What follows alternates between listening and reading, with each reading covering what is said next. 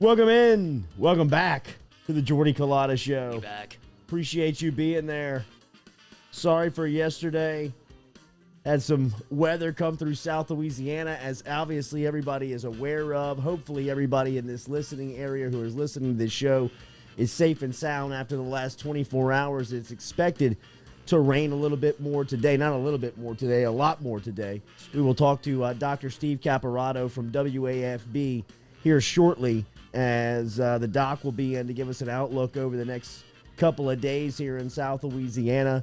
But it is good to be back, and we are jam-packed here on this Wednesday edition of the Jordy Culotta Show, presented daily by Go Chevrolet. Remember, every single day, GEAUXChevrolet.com. Stop in and see Lee Carney, Nick Richard, and the entire crew over there. Got a text message from a friend of mine yesterday who was dealing with Go Chevrolet and talking to Nick Richard, and everybody was how impressed he and the family were from the customer service and dealing with Richard over at Go Chevrolet. Stop in and see them. Brand new car models out there in LaPlace and a used car lot here in Baton Rouge on Florida Boulevard. Might be busy at old Go Chevrolet after the wasteland I saw yesterday with just rides everywhere. I mean, the place looked like a parking lot, bro. Baton Rouge looked like a parking lot. You could pop up anywhere. There's just, there's my car. I did not leave the house yesterday. Was locked in, but had a chance to get on social media and was caught up there in just some of the images, the videos, the pictures that were coming out from. See the guy in Lake Charles bringing his kid home. Lake Charles, man. Yeah. I mean, bad voodoo over there. Dude. We get it. Enough, dude. No mas. Such a bitch. It's coming with full force. And I didn't mean that. I'm not talking noise to you anymore. We get it. You own it. You're the number one, man. Mother Nature. That's why I never hear about Father Nature.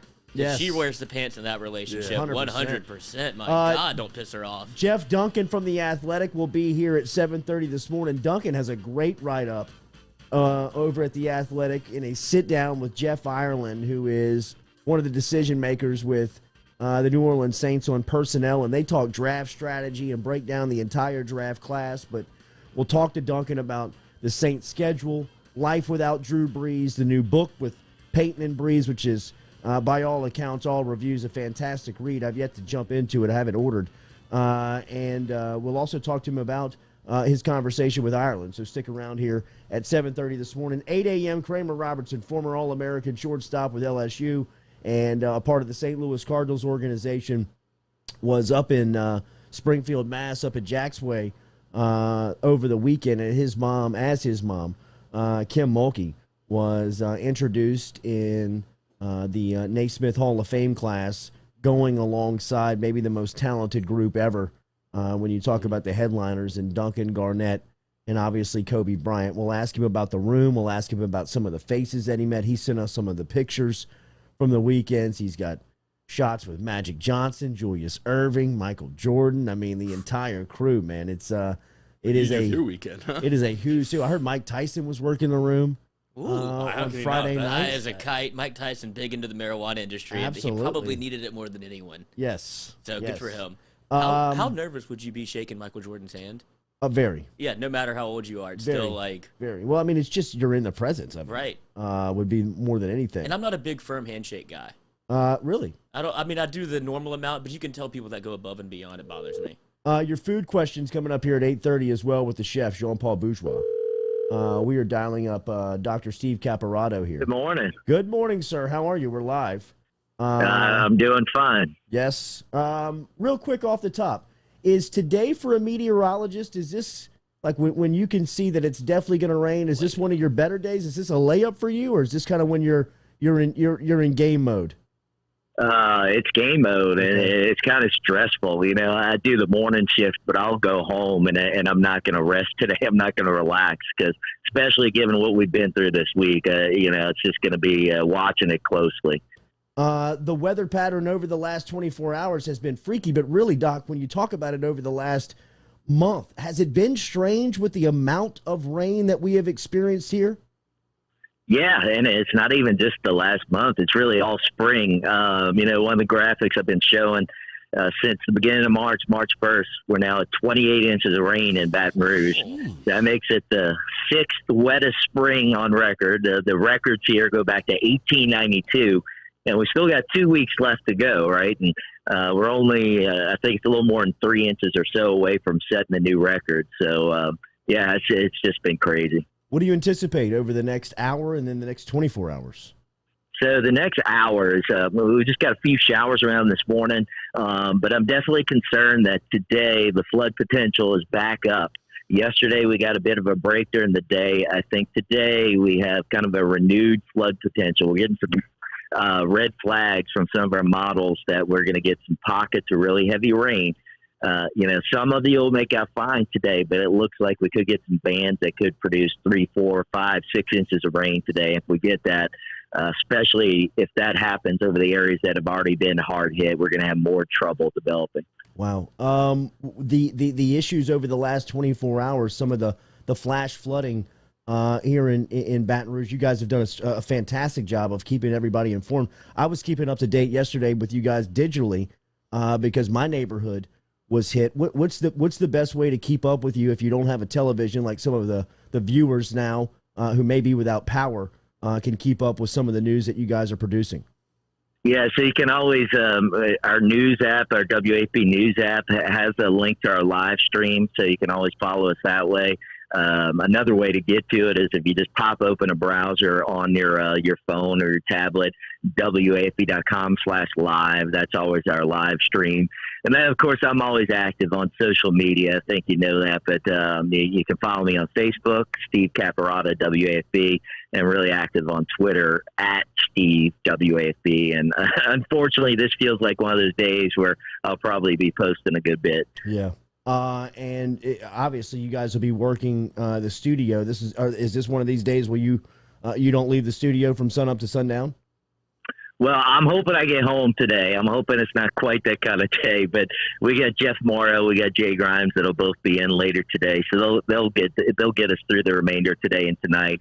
If it gets really bad, I'll be back in. But I did pull a 24-hour without sleep from I lose track of the days. Was that Monday night we got the rain? Yes. So yeah, Monday into Tuesday, didn't sleep for a while because.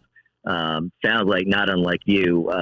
My house stayed dry, but it got real close. I was sweating it Monday night, so I was kind of dual duty on watching the house and posting about the weather at the same time. Well, we appreciate it as always, and we'll be checking back in over the next couple of days with the weather coming through. Always appreciate the insight, Doc. All right, no problem. Stay safe. Yes, sir. There was Dr. Steve Caparotta checking in from WAFB. He is on the morning show, so if you're at home and you want to flip it over to WAFB Channel 9. But as he said, it's easy to keep up with what is going on through the news app over at WAFB and on social media at Steve WAFB is a great place for it. My first time I've ever been affected by flood, like true flood, in my house. I have helped people who have been flooded. Now, I live in a flood zone and have flood insurance, thankfully. And the neighbor, what a baller by not getting flood insurance and untouched. Yes. I'm good. What a move. Bold move, Cotton. Bold move. Paid off. But just and I wasn't affected as bad as anyone, but a half inch of water in your place is a half inch too much. I mean, a half inch of a headache of water anywhere. I mean, it's just not supposed to be here. Right. A half inch or 8 inches or 8 feet. Waking up to that. I get it. Huh? Waking up to that. Yeah. It's just, it's. Why are my feet wet? It's not cool at all. But luckily, we got good people and people that were here to help. Appreciate everybody on our crew that came over and lent a hand. But like I said, I mean, there are much more people that have been affected by this. My former high school classmate, who is now the Catholic High offensive line coach, Matt Shelton, has got a beautiful family. I saw where he and his family were affected, and they were without flood insurance because of where they were living, and had, I think so many feet in their house and have been moved out, and just the support that they've seen after yesterday's tragedy for them has been very inspiring to watch on social media. So there are a lot of people out there that are far more affected by this, but you hate to think about what the possibility could be for the people that have been affected with the potential of what's coming in. I'm trying to break a record, apparently. I mean, this is 28 incredible. inches, Man. he said, a month? Yeah, Or just 28 inches this spring. Spring. Yeah. But it's just, but it has been. I mean, like over the last month, it's been freaky. I mean, it seems like Armageddon every time it rains. Oh, yeah, it's dumping. Every time we do this show, it just looks miserable out. Yeah, you can't see the sun, dude. Yeah. Who was tracking the weather way back when? He dropped some year, like 1856 or whatever. How does that even work? I don't even know. It was like Farmer's Almanac. Yeah, that's what it's got to be. Astronomers probably. Like, this is happening a lot. We should probably keep, how much rain is too much rain? So Sandbag season. I will never go a day without flood insurance if I live in South Louisiana for the rest of my life. Not that, and thankfully I have it and covered and all as well. But you just never know. I mean, the fact that I made it through 2016, I think that gave everyone the peace of mind. If you made it through 2016 and you did not flood, you probably got the thought, well, I'm fine, And I know I had that before yesterday, and now feel very vulnerable when it rains, because you just never know. Yeah, it's an exposed wound now. I mean, you just never know. So hopefully everybody out there is dealing. And stays dry today with, as Dr. Steve Caparotta just came in and said, what the weather is going to look like over the next couple of hours. He's thick skin for that job. God forbid you miss on a forecast. Especially in the world of Twitter. Oh my God! Now you can go on that day because people would clown the weatherman before there was social media. For sure. And now that's what I'm saying. That's why I like the question. Like, is today an easy day or a hard day? It seems to be not that easy, just because you have to keep everybody updated. But you do know it's gonna rain. Some big news over the last 24 hours for LSU athletics, and we're going to talk to Jeff Duncan about the New Orleans Saints coming up here at 7:30 this morning. Always appreciate our conversation with Jeff, who is a fantastic author and a true New Orleans Saints insider. His latest book on Sean Payton and Drew Brees and the offense that those two orchestrated over the last 15 years is a must-read for any New Orleans Saints fan or any NFL fan. We'll talk to Duncan coming up here in about 15 minutes on the Jordy Culotta Show, where daily we are brought to you by Advaniclean. And my man, Bradley Lynch, shout out to Lynch. I've always given you the testimony of the Christmas Day story where Lynch came over yesterday morning when I woke up to a living room with water in it.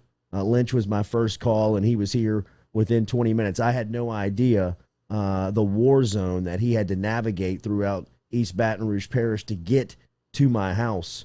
But he made the trek. He did it before sunrise. He was here consulting and giving me all types of information on what I needed to do throughout the day, and really made the process easy. Just like I tell you, he does every single day. Now I have the personal experience of working with Bradley Lynch and Advaniclean, and is as great as I tell you every day. It's as easy as I describe for you each day. And if you are in a situation where you've got water damage, or you've got water damage that could turn into mold damage, or you've got some type of fire or smoke damage around, you need to get in touch with Bradley over at Advaniclean, because he can help you out. And I'm telling you from a firsthand testimony, call him right now, 225-369-5228, 369-5228 in the Baton Rouge area, or he'll come to you wherever you may be online at Vanaclean.com. In the last 24 hours, LSU football picked up another defensive back and maxed out their class for 2021. They picked up their 25th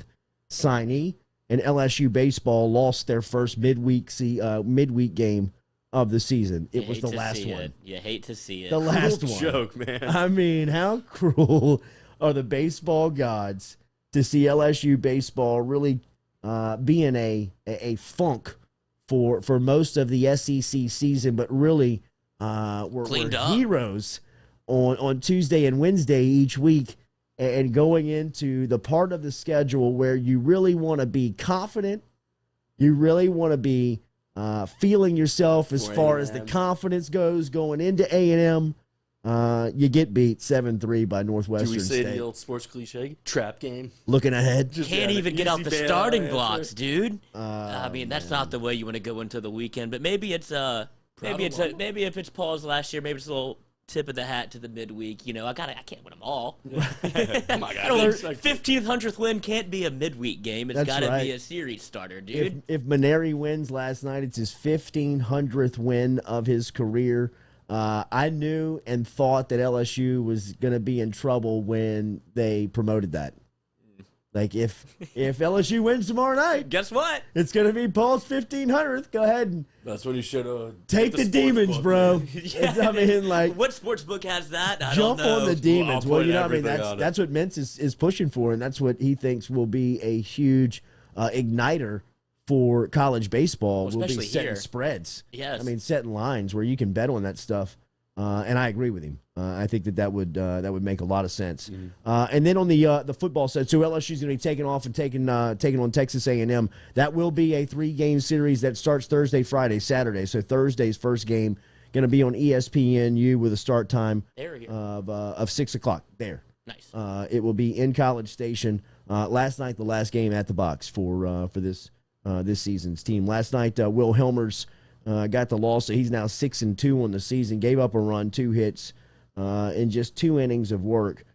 Struck out 2 and gave up a walk. So LSU baseball going to limp into College Station with that momentum that they leave behind. 2 out of 3. You got to take 2 out of 3 for your postseason life. They're locked into Hoover. They'll be fine in the SEC tournament, but if you're looking at a field of 64, it looks like they'll probably need at least 2 more wins to solidify that. And then on the football field, this is a story that I think a lot of people have been anticipating, but it comes to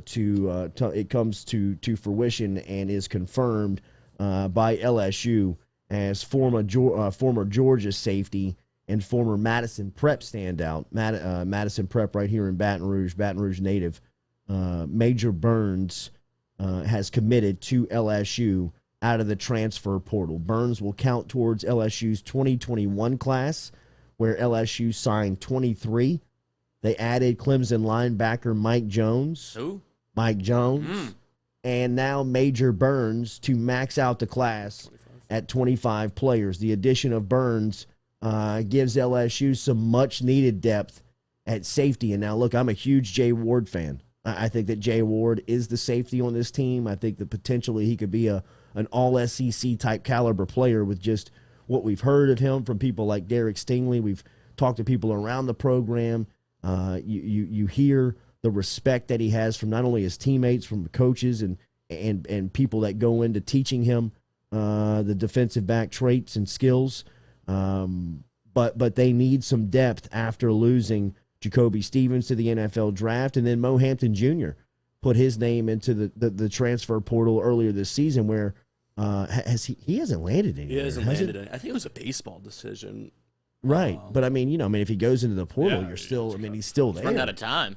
And he was such a dude, that 2019 year, he came in and laid the boom, dude. It was like we all kind of picked our heads up a little bit. Like, is this freshman going to make a... Well, it was a big story with Delpit going down. It was somebody had to step up. It was like if this is going to be like this could be a wheel falling off. This could be an issue. Yes. And Hampton was, his game against Arkansas. Oh my, he was all over the place. He came downhill and filled the hole on one of the run gaps one time where he looked like an NFL safety. He was thumping. He was, man. And, there was high expectation for him last year. There was a lot of confusion with the Bo Pelini and Bill Bush and everything that went in there. So it is surprising to not only see him enter the portal, but still be in the portal. Well, now we don't have a scholarship for him.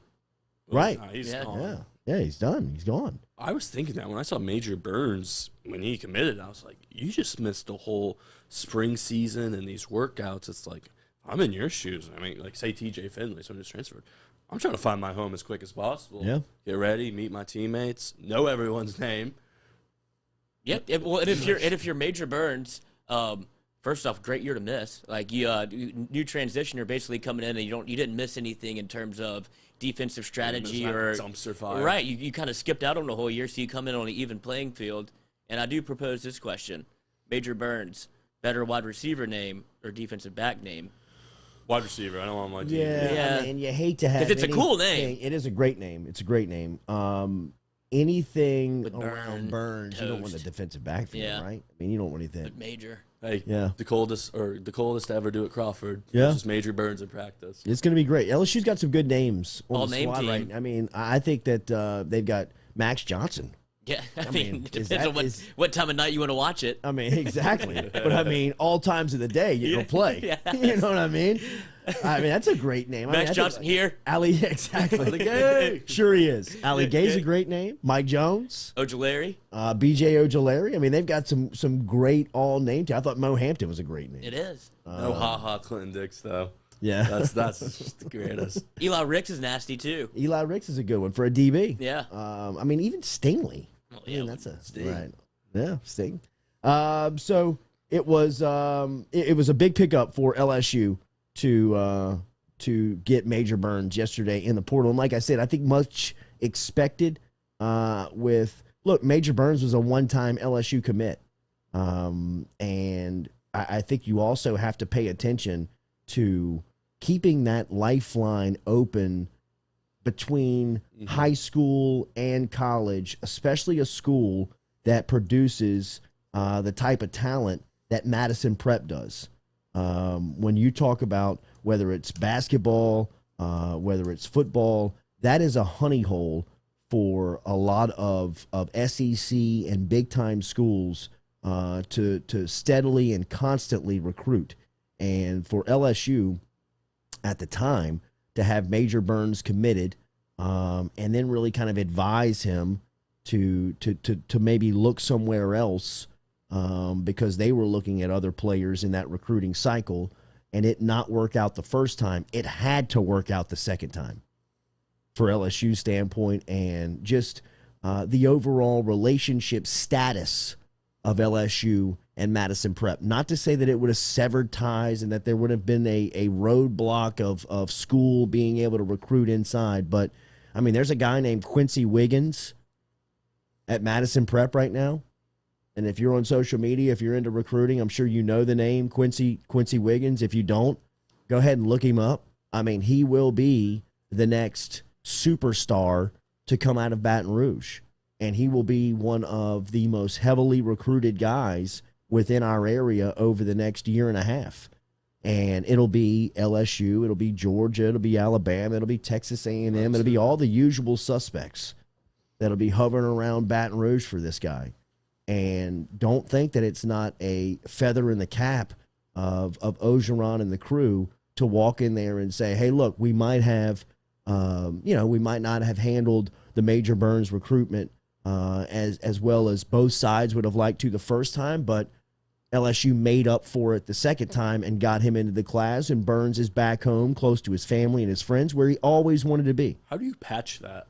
I would have been very bitter about that. I think it's a great testament to Orgeron to keep that relationship alive because if you, I wouldn't want to say spurned because I think they got out in front of it a good deal by saying, go look, the spot may not be there. I mean, if you can go to Georgia, I mean, it's not like you didn't have any other offers, so go look around. It's fine. And if you want to come back, we'll have a spot next year. It's a tough conversation to have, and you have to handle it delicately, especially with 18-year-olds, dude. Like, that would be an easy bridge to burn. It is also, from Major Burns' standpoint, look, home is home. Home, yeah. Home is home. And playing alongside guys that he grew up with and guys that he's been playing for a long time is something that he was pretty passionate about during the recruiting process. So, I think that if he was given the opportunity, he was going to jump on it. And for this thing to come through, I think both sides win. Right. Major Burns comes home. LSU picks up a defensive back, a position of need, and a player.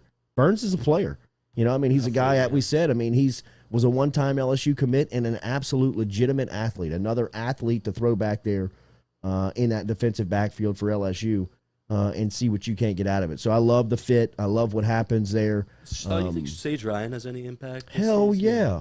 And I'm not necessarily sure that Matthew Langlois doesn't at least make it interesting as far as playing time goes. They've shown, for as talented as DBU can be at times, freshmen can come in there and play. And I don't expect Langlois to be a starter, but I think he gives you quality depth. He plays all four of the core special teams units, and he is somebody that if you got to have him out there, he's athletic enough where, at least he can step in there and give you reps. I think Ryan was recruited with the thought in mind that he is a plug-and-play guy. Yeah. I think that you look at a player like Sage Ryan and just his athleticism, his capability, the impact that he has on the game, and you just got to put him on the field. You just have to put him on the field because he's just too talented. At some point, his talent will take over, and he's going to make a play for as young as he is. And, I love freshmen playing in the defensive backfield because you think of potentially how good they can be in 2 years. It's the LaRon Landry effect. That's the first one I think how of. How good is Eli Ricks going to be next year? Right. Throw him in the fire. How good is Stingley going to be this year? You've seen Stingley for 2 years of college football reps. He has not seen anything you would think that is going to surprise him. Everything he sees, he's going to pretty much expect. And he's going to do that with a skill level that's 2 clicks better than the guy that he's facing. So, now he's running out there with some confidence. He's seen everything. It's what potentially Sage Ryan, Matthew Langlois, even a guy like Major Burns, who didn't play a lot of football at Georgia. If you get him some playing time here early on in the process, the experience that he can get down the line, I think, is you can't calculate that. You got the horses here, man. You're just got to teach them around at the same time. Their roster is loaded. You're starting to see rankings come out, and it's one thing to talk about LSU in the public and say what's going on, or you may have some questions with the turnover and the coaching staff or the Bo Pelini situation. 1 year wonder, the 1 year wonder, stuff like that. But then they start looking at their roster.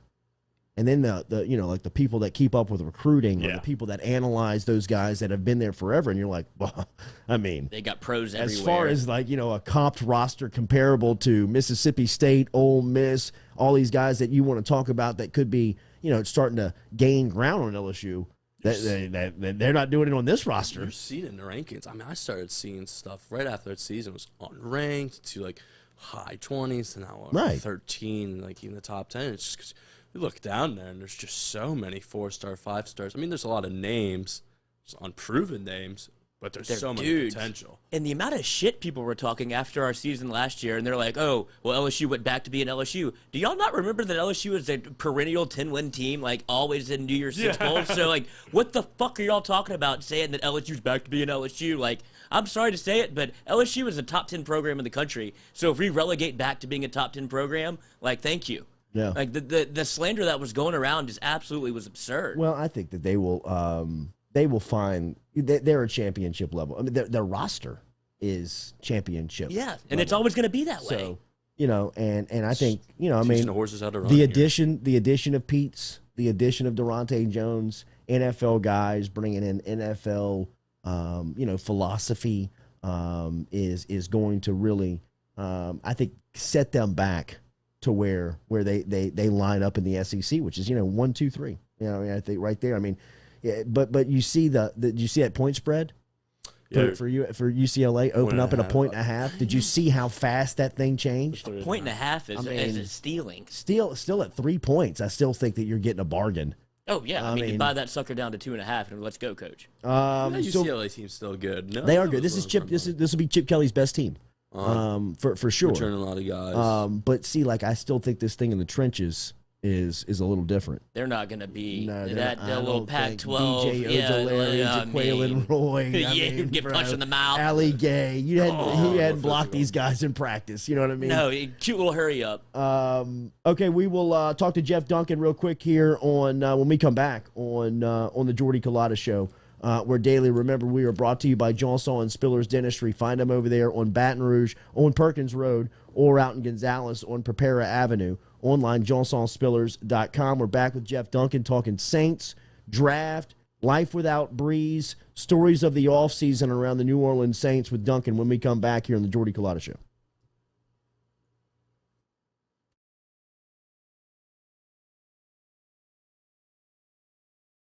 Are you self-employed? Then you need to learn about Angel Oak's Home Loans Bank Statement program that they're offering, which makes you eligible as a self-employed borrower to purchase or refinance a home without requiring a tax return. If you want to learn more, get in touch with me. Email me, jordy@jordyculotta.com, to learn about the bank statement loan program offered by Angel Oak. jordy@jordyculotta.com to learn more. Gearing up for spring and summer down here in South Louisiana, and you want to keep your lawn maintained during these sunny seasons, get in touch with our friend Blake Abear over at Abear's Lawn Maintenance, where he says, you grow it, I mow it. 225-485-8255. 8022 225 485. 8022 is where you can find Hebert's Lawn and Maintenance, the official lawn and maintenance company of the undisclosed location. 7, 6, 5, 4, 3, 2, 1. You'll never have the sacred stone. Oh, this you crazy mother.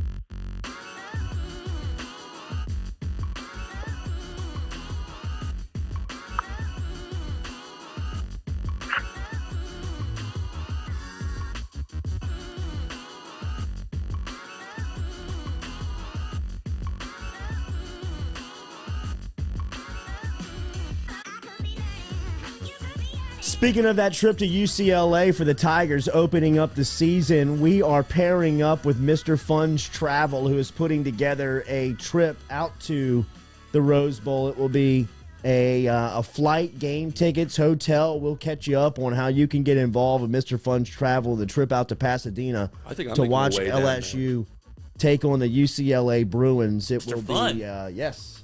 It will be beautiful for your television, at least nothing else. With the mountains in the background and those colors out west, it will look beautiful.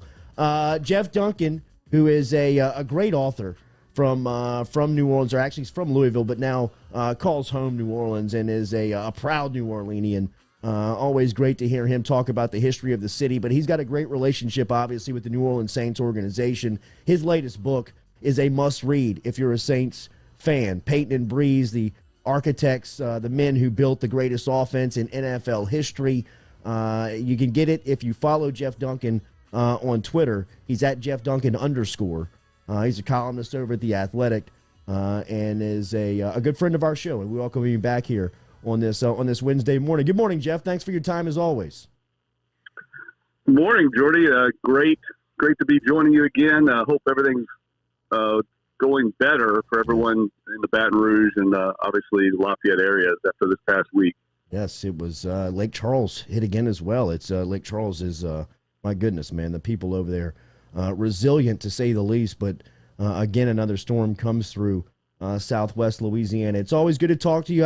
I was reading your latest over at The Athletic, one of them in a sit-down with Jeff Ireland, and it is an unbelievable insight to the thinking behind the Saints and their draft strategy, and breaking down just kind of some of the thoughts behind some of the selections. I love what he talked about with Ian Book, the quarterback from Notre Dame. What did you think that selection of Book said about their confidence in the position that they sit now at quarterback with Winston and Hill? And in talking to Ireland in that piece, what did you learn about the draft strategy of this New Orleans Saints team that's had so much success during that weekend over the last couple of years? Well, Jordy, I think it really reinforced what I knew all along, and that is that the team really does follow certain prototypes. That's not just physical prototypes, height, weight, speed, but also off the field and tangible prototypes. They adhere to that. That's a Bill Parcells-ism that Jeff Ireland learned under Parcells, so did Sean Payton. And it really, when you see and hear Jeff Ireland explain what they look for in prospects, especially at certain positions, it really helps you almost eliminate certain players from consideration for the Saints, because they're not going to select outliers from their prototypes, good or bad. That doesn't mean they don't think those players will eventually be good NFL players. Just not for them. They're not for the Saints. And that, I brought this up before. A good example would be Patrick Queen, who's a great linebacker from LSU that a lot of people had slotted into the Saints 2 years ago. I knew the Saints were never going to pick him in the first round because he's not their size linebacker. He doesn't fit their prototype.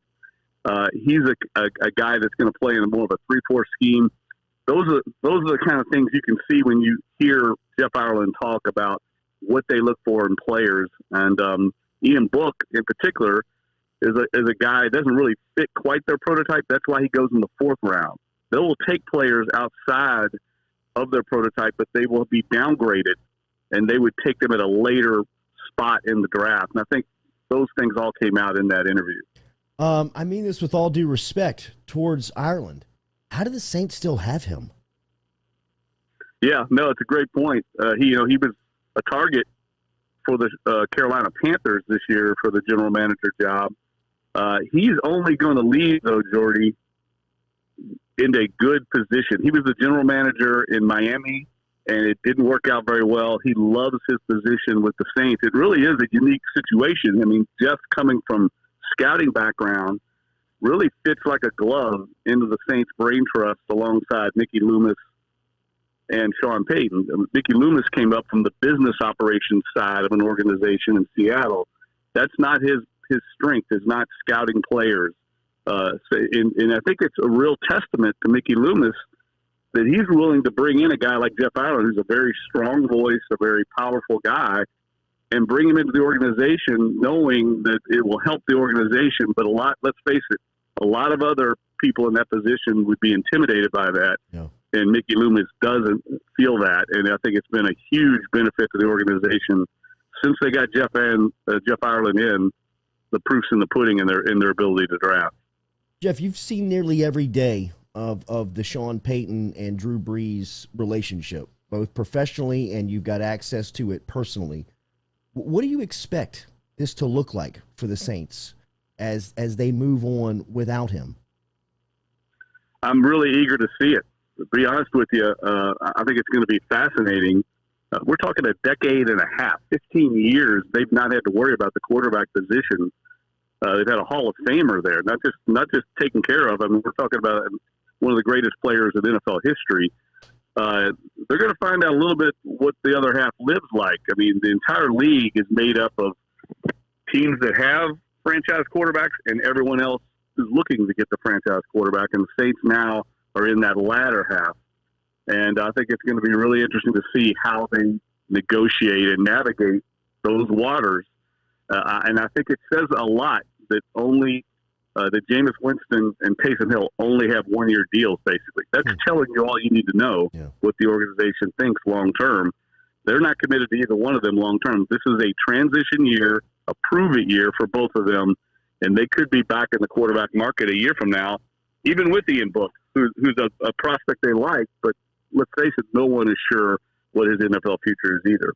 Jeff Duncan from The Athletic. You can find him on Twitter at Jeff Duncan _. He's also the author, as we said, of Payton and Brees, the men who built the greatest offense in NFL history. Is the schedule a testimony to the respect that the NFL has for the roster outside of Drew Brees, just with the primetime games that they were awarded going into the season? Does that tell you all you need to know about the Saints roster going into the year? I think it says a lot about it. I also think it speaks to the popularity of the Saints. The profile has changed in the organization dramatically since Sean Payton and Drew Brees came in. I wrote about that a lot in the book.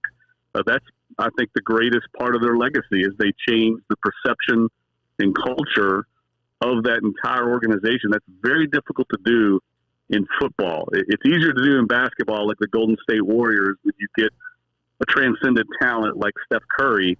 One or two players can do it quickly in basketball, but in football, a numbers sport, it's hard to do that with one player, and it certainly was more than just Drew Brees, but alongside Sean Payton, what they did to raise the profile, to make them among the most popular teams in the NFL from being a bottom feeder for so long, I think is a great legacy to have. You talked a lot about the Saints drafting off a prototype, and I think Peyton Turner kind of fits that bill. Is this a two-part question in terms of, does he fit the prototype? Because I think he does. But then is this a detriment on Marcus Davenport and his development? Yeah, I think that's a great question. I think Peyton Turner is exactly what they look for in a defensive end. Jeff Ireland talked about that. They don't want I think he even used the designation, we don't want a Dwight Freeney type. In other words, that goes back to prototype. They don't like the smaller edge rushers. The kid from Georgia, I think, was a good example this year. Ogunzolari was not going to be a Saint. They want these taller guys like a Marcus Davenport because of the way they play defense. They're very much a stout defensive end, be able to play the run, set the edge.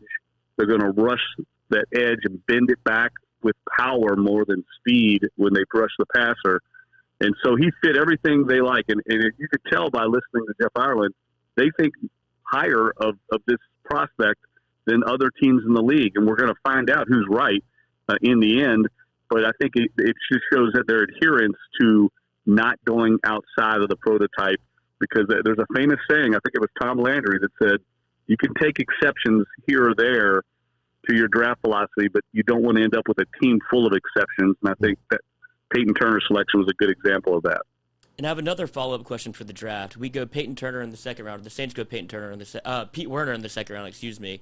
And have you ever seen? I might be too close to it just because I follow the Saints. But have you ever seen an Ohio State to an NFL or any NFL like college pipeline like the Saints have with Ohio State?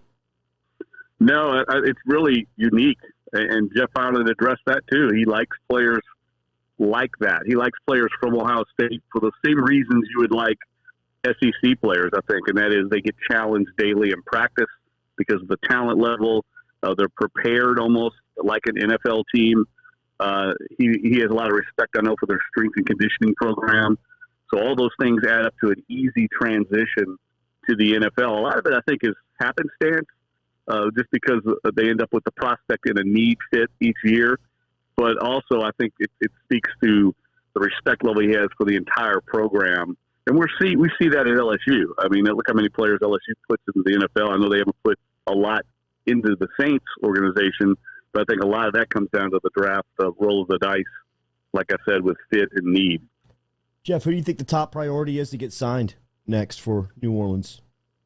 Well, there's no question they've got to get a cornerback. I mean, they're not going to go into this season with this cornerback depth chart right now. They've got to get a starting corner.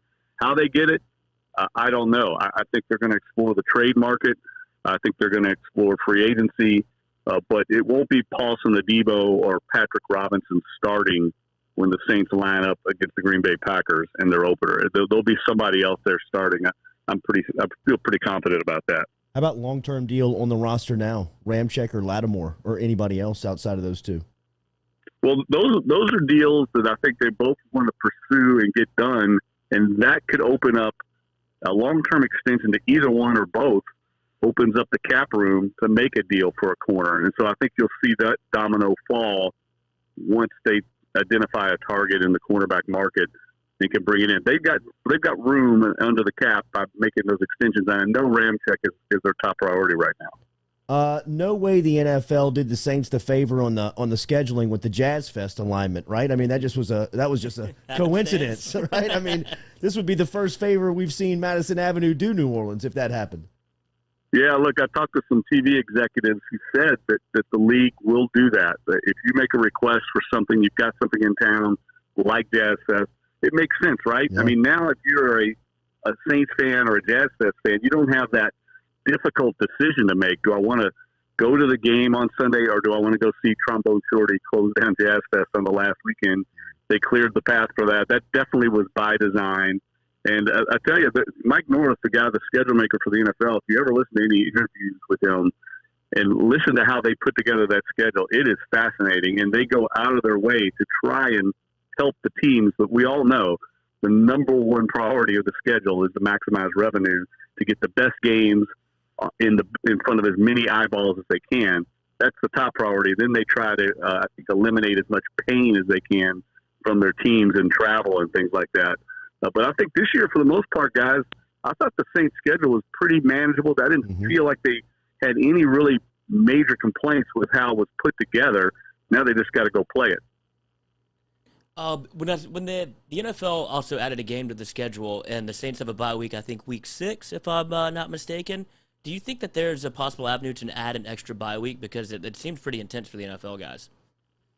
Well, I think what will end up happening eventually is there's going to be 18 games and there will be 2 bye weeks. So this schedule and this NFL season is going to grow. Now they're going to eliminate one of the preseason games. So we're going to end up with 2 preseason games, 18 regular season games, and 2 byes during the regular season to address, obviously, the obvious, and that is the player safety. And to get there, guys, it's going to take some concessions from the owners. We're going to have to expand the rosters. We're also going to have some concessions from the head coaches in how they manage a game and play a game. There's no reason why you can't sub in a few offensive linemen and get backup lineman reps during a game. I mean, these NFL coaches act like that's heresy to play a backup at certain positions because it's the NFL and players are paid. It's different from college. I get that, but we're going to see a lot of conventional wisdom go out the window to get to this 18-game schedule, and I think it's going to be for the better in the long run because the fans are going to get more bang for their buck on their season tickets. I renewed my my athletics subscription this morning. It came through and saw that it shot through my my automatic draft, and it's one of the great reads that you go to for sourcing and anything, whether it be the NFL. You got writers like Jeff Duncan talking about the New Orleans Saints. I love following Bruce Feldman and Brody Miller talking about LSU college football, and you can find all types of talented authors at the Athletic, including Jeff Duncan. We appreciate it as always, Jeff. Thank you for your time. Yeah, thanks for having me on. A little quick tease. Next week, your listeners will want to check out the Athletic. I got a big profile coming up on Arch Manning and his recruitment, which will certainly be of interest to LSU fans. All right, talk to you next week. Let's see if we can't rebook you next week to talk about that the day after it launches. Yes, please.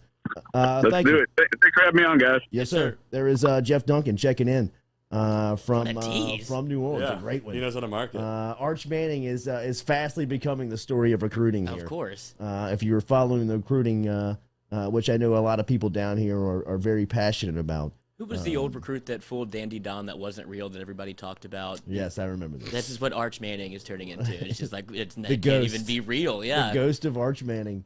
18-game schedule. I hate Yes, That but sounds I mean, awful. the owners have been pushing. I mean, how much money can you have? Not enough if you're a They're so billionaire, I greedy. guess. They just love it. Not enough if you're a billionaire. We're going to start seeing like hockey shifts on offensive and defensive line. These guys are just going to run in and run out. You're going to think it's special teams every other down. Dude, I'm with that. I mean, I kind of agree with Jeff on that. You know what I mean? Like, why is there so much apprehension to play I mean, we see rotation. I mean, if you hear a guy like Ed Ogeron talk about his defensive line, the thing that he wants more than anything is fresh legs. He wants guys that are maximizing every single rep. He wants 100% on every single rep. There's no way that you can play all game at college and NFL level and give 100% energy effort every single rep if you're on the field for, 60 of the 63 snaps. Doing that job, Jesus. You just can't do it. It's just physically, it doesn't matter how much the offseason training, how hard you go, how well trained you are, how in shape you are. It's just, it's probably physically impossible to do that. But when you rotate guys and you give a guy a series off, or you got 2 downs here, a down there, a 3rd down here, a rush set specialist situation in this circumstance, I mean, that's how you breed that, right? I mean, that's how you create that environment, but you rarely see that talked about on the offensive line. And I'm wondering if we're going to start seeing that happen whenever you see 18-game schedules. Well, no, not only that, but you see defenses start bringing in all right, this is our speed package, and now we have a speed package for offensive line as well. So they're plugging and playing on both sides of the ball. A little chess now. Yes, I mean, that's very interesting to me. Nevadis, remember over at Nevadis, they bring software projects to life. They have more than 18 years of experience in software development. Solutions make businesses' processes very easy, including web app development, mobile app development, and online. You can find out how they can help you at Nevadis.com. That is Novateus.com. Tell Randall Nachman and the entire crew that you heard it right here on the Jordy Culotta Show. Nevadis.com is where you find them, helping you maximize what's going on in the workplace, app development, mobile app development, website development, all of it online, Nevadis.com.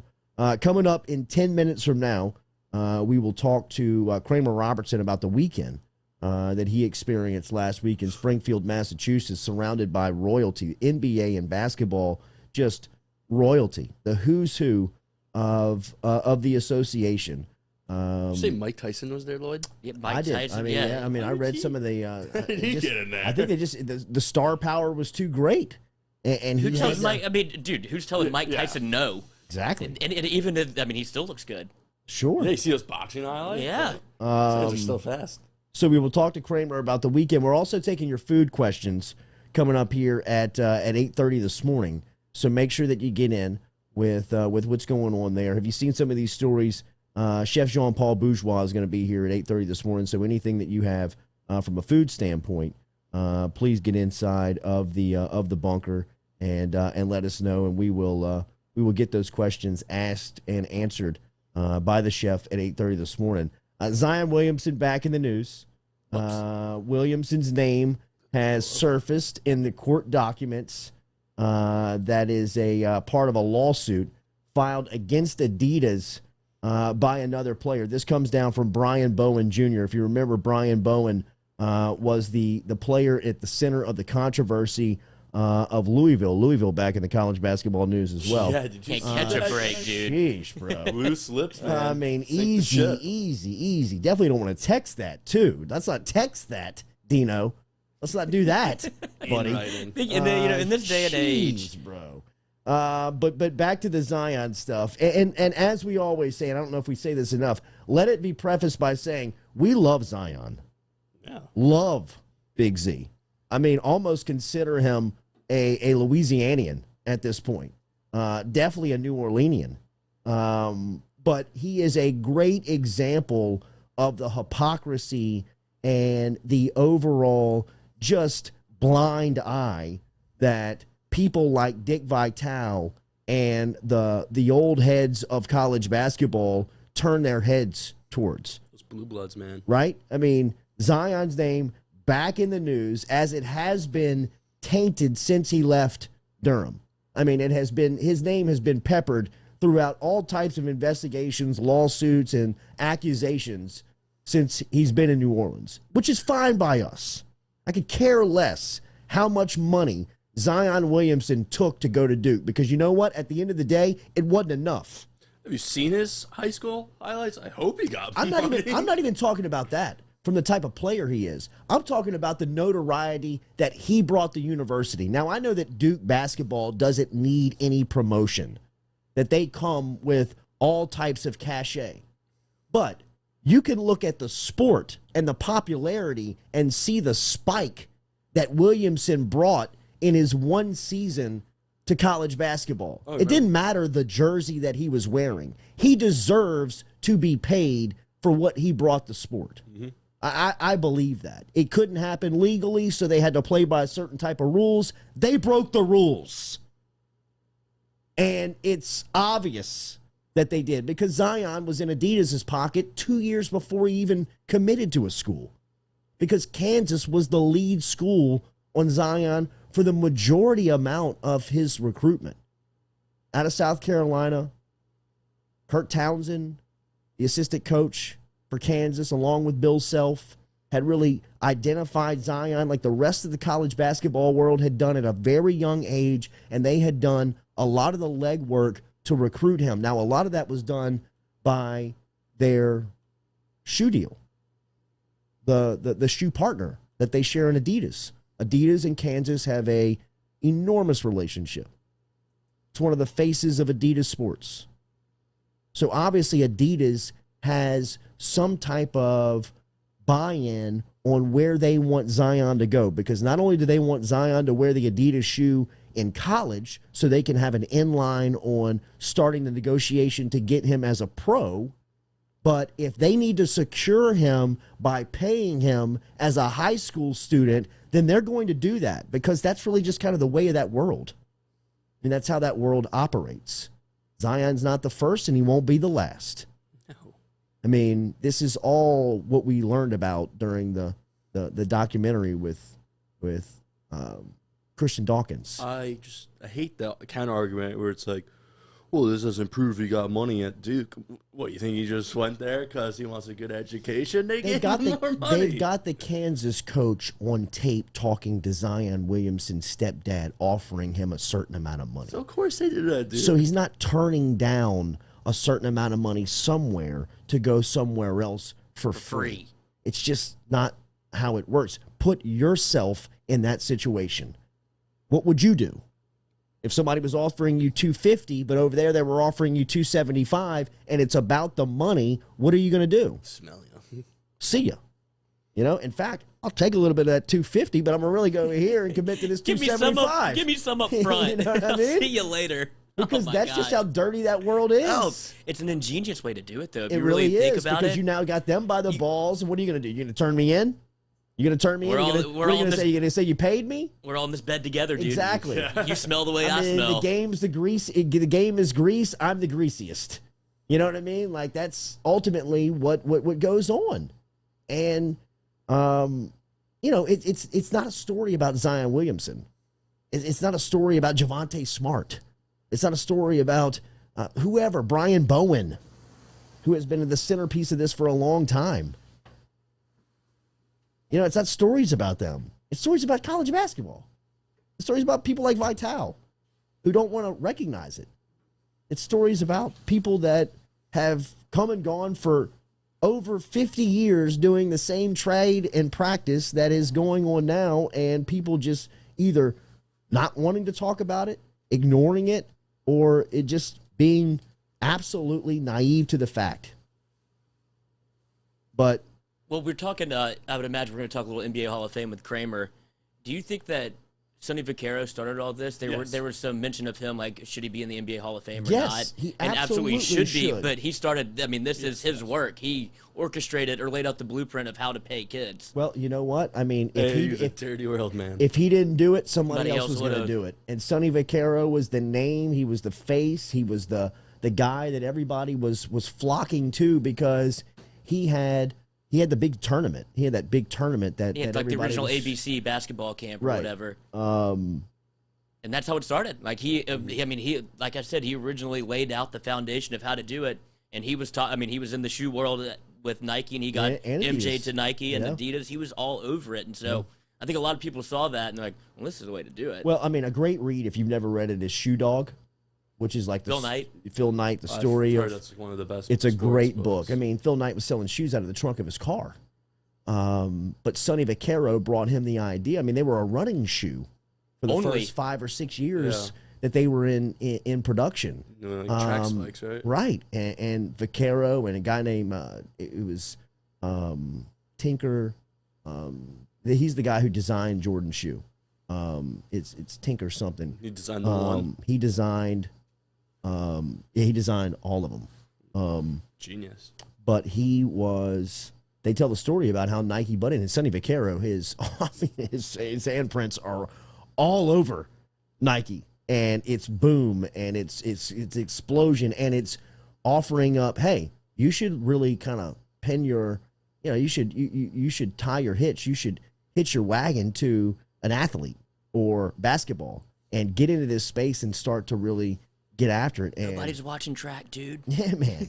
Got a great idea. Wrong sport. I mean, before Tinker Hatfield. Jordan, the first big signature athlete to a shoe was Stan Smith with Adidas. See, I don't even know who Stan Smith is. Tennis player. Wow. I mean, the Converse. I didn't even know the sport. Yeah. Converse had Larry Bird, Magic Johnson. Yeah, they did the commercials I'm back sorry, I and know the forth. shoe, So but I don't know the name. Converse was. Yeah, Yeah, You but know I mean, Stan Dr. Smith. J, I would say was the Converse Converse Warriors. had a chance. Yeah, the Larry Bird, Magic Johnson, the Converse commercials. Warriors. Still the purple and gold They're so Converse Warriors fine. are the finest. Yeah. Even the black and white ones that the Celtics wore with Bird are great. So, look, typical song and dance that we've talked about for a long time, but it looks like that, finally somebody, you would hope, that they exposed the blue bloods of college basketball. Let's talk to Kramer Robertson. He was up at the Naismith Hall of Fame over the weekend. We'll ask him some of the cool and high points, and his mom now being a Hall of Famer and settled in as LSU women's basketball coach. Some of his thoughts next here on the Jordy Culotta Show.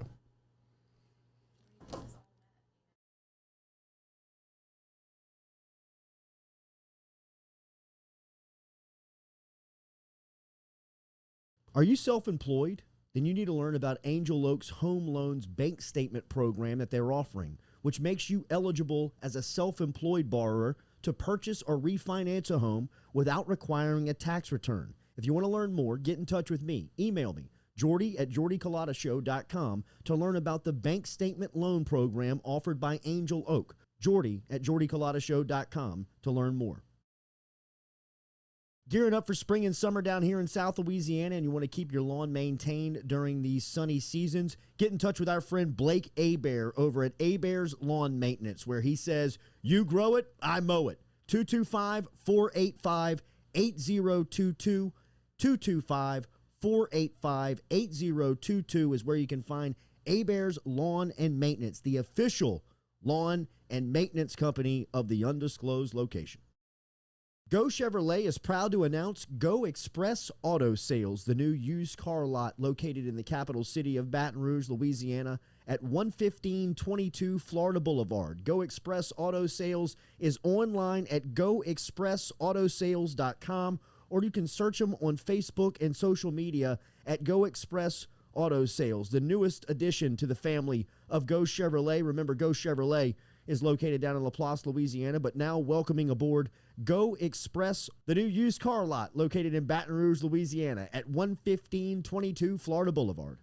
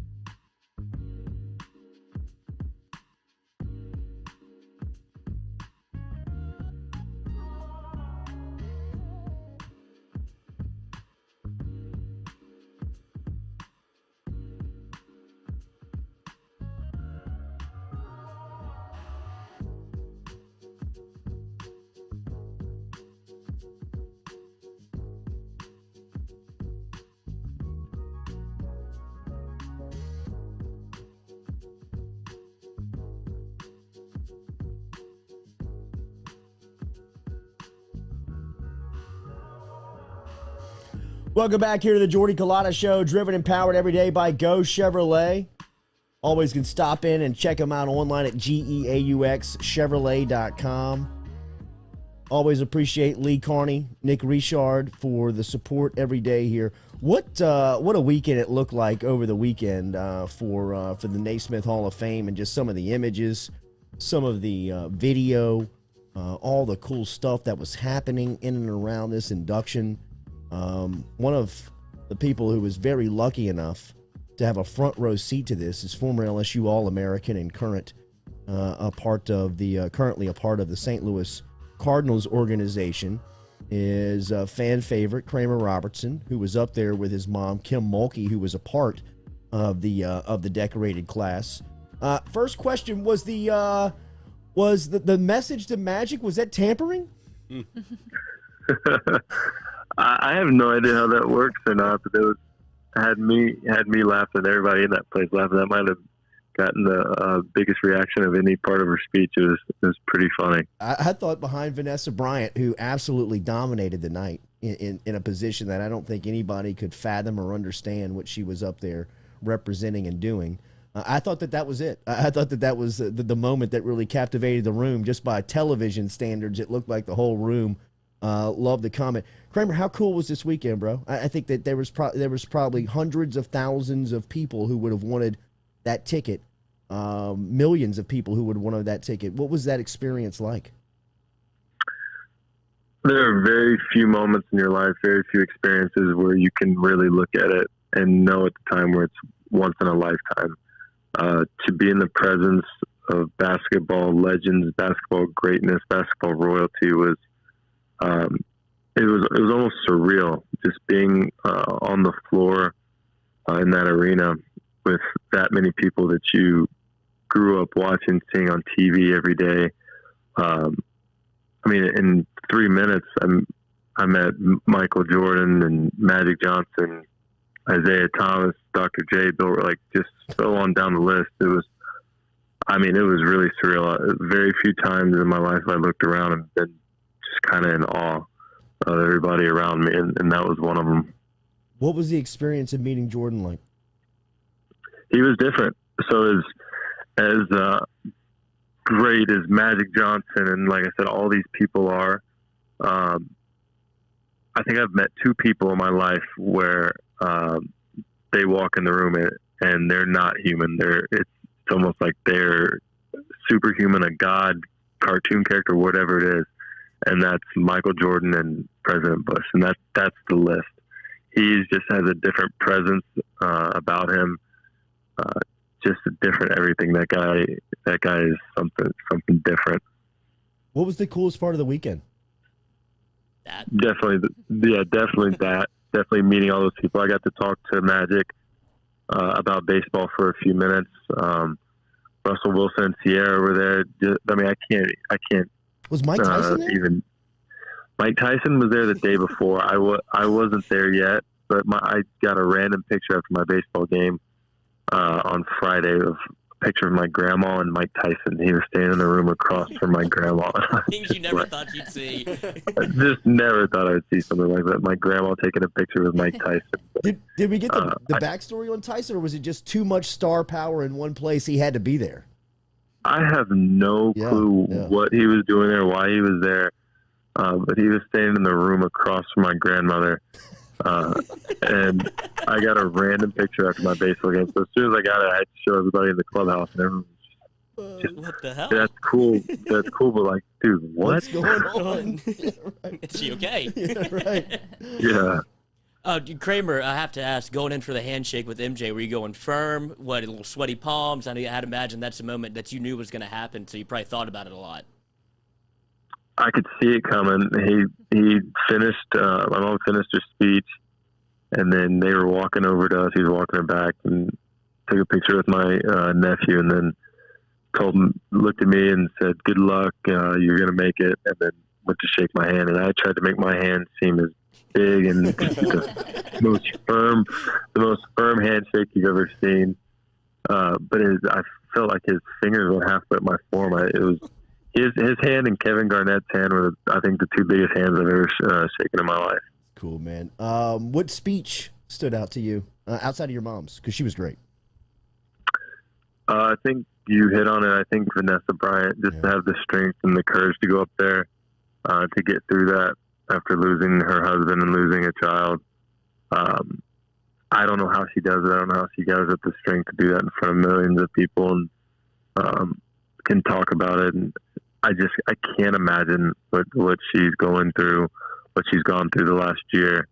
And for her to be able to go up on stage and accept that award for him and give a speech is it's pretty remarkable. What'd you think about Mom's speech? It's great. She killed it like she always does.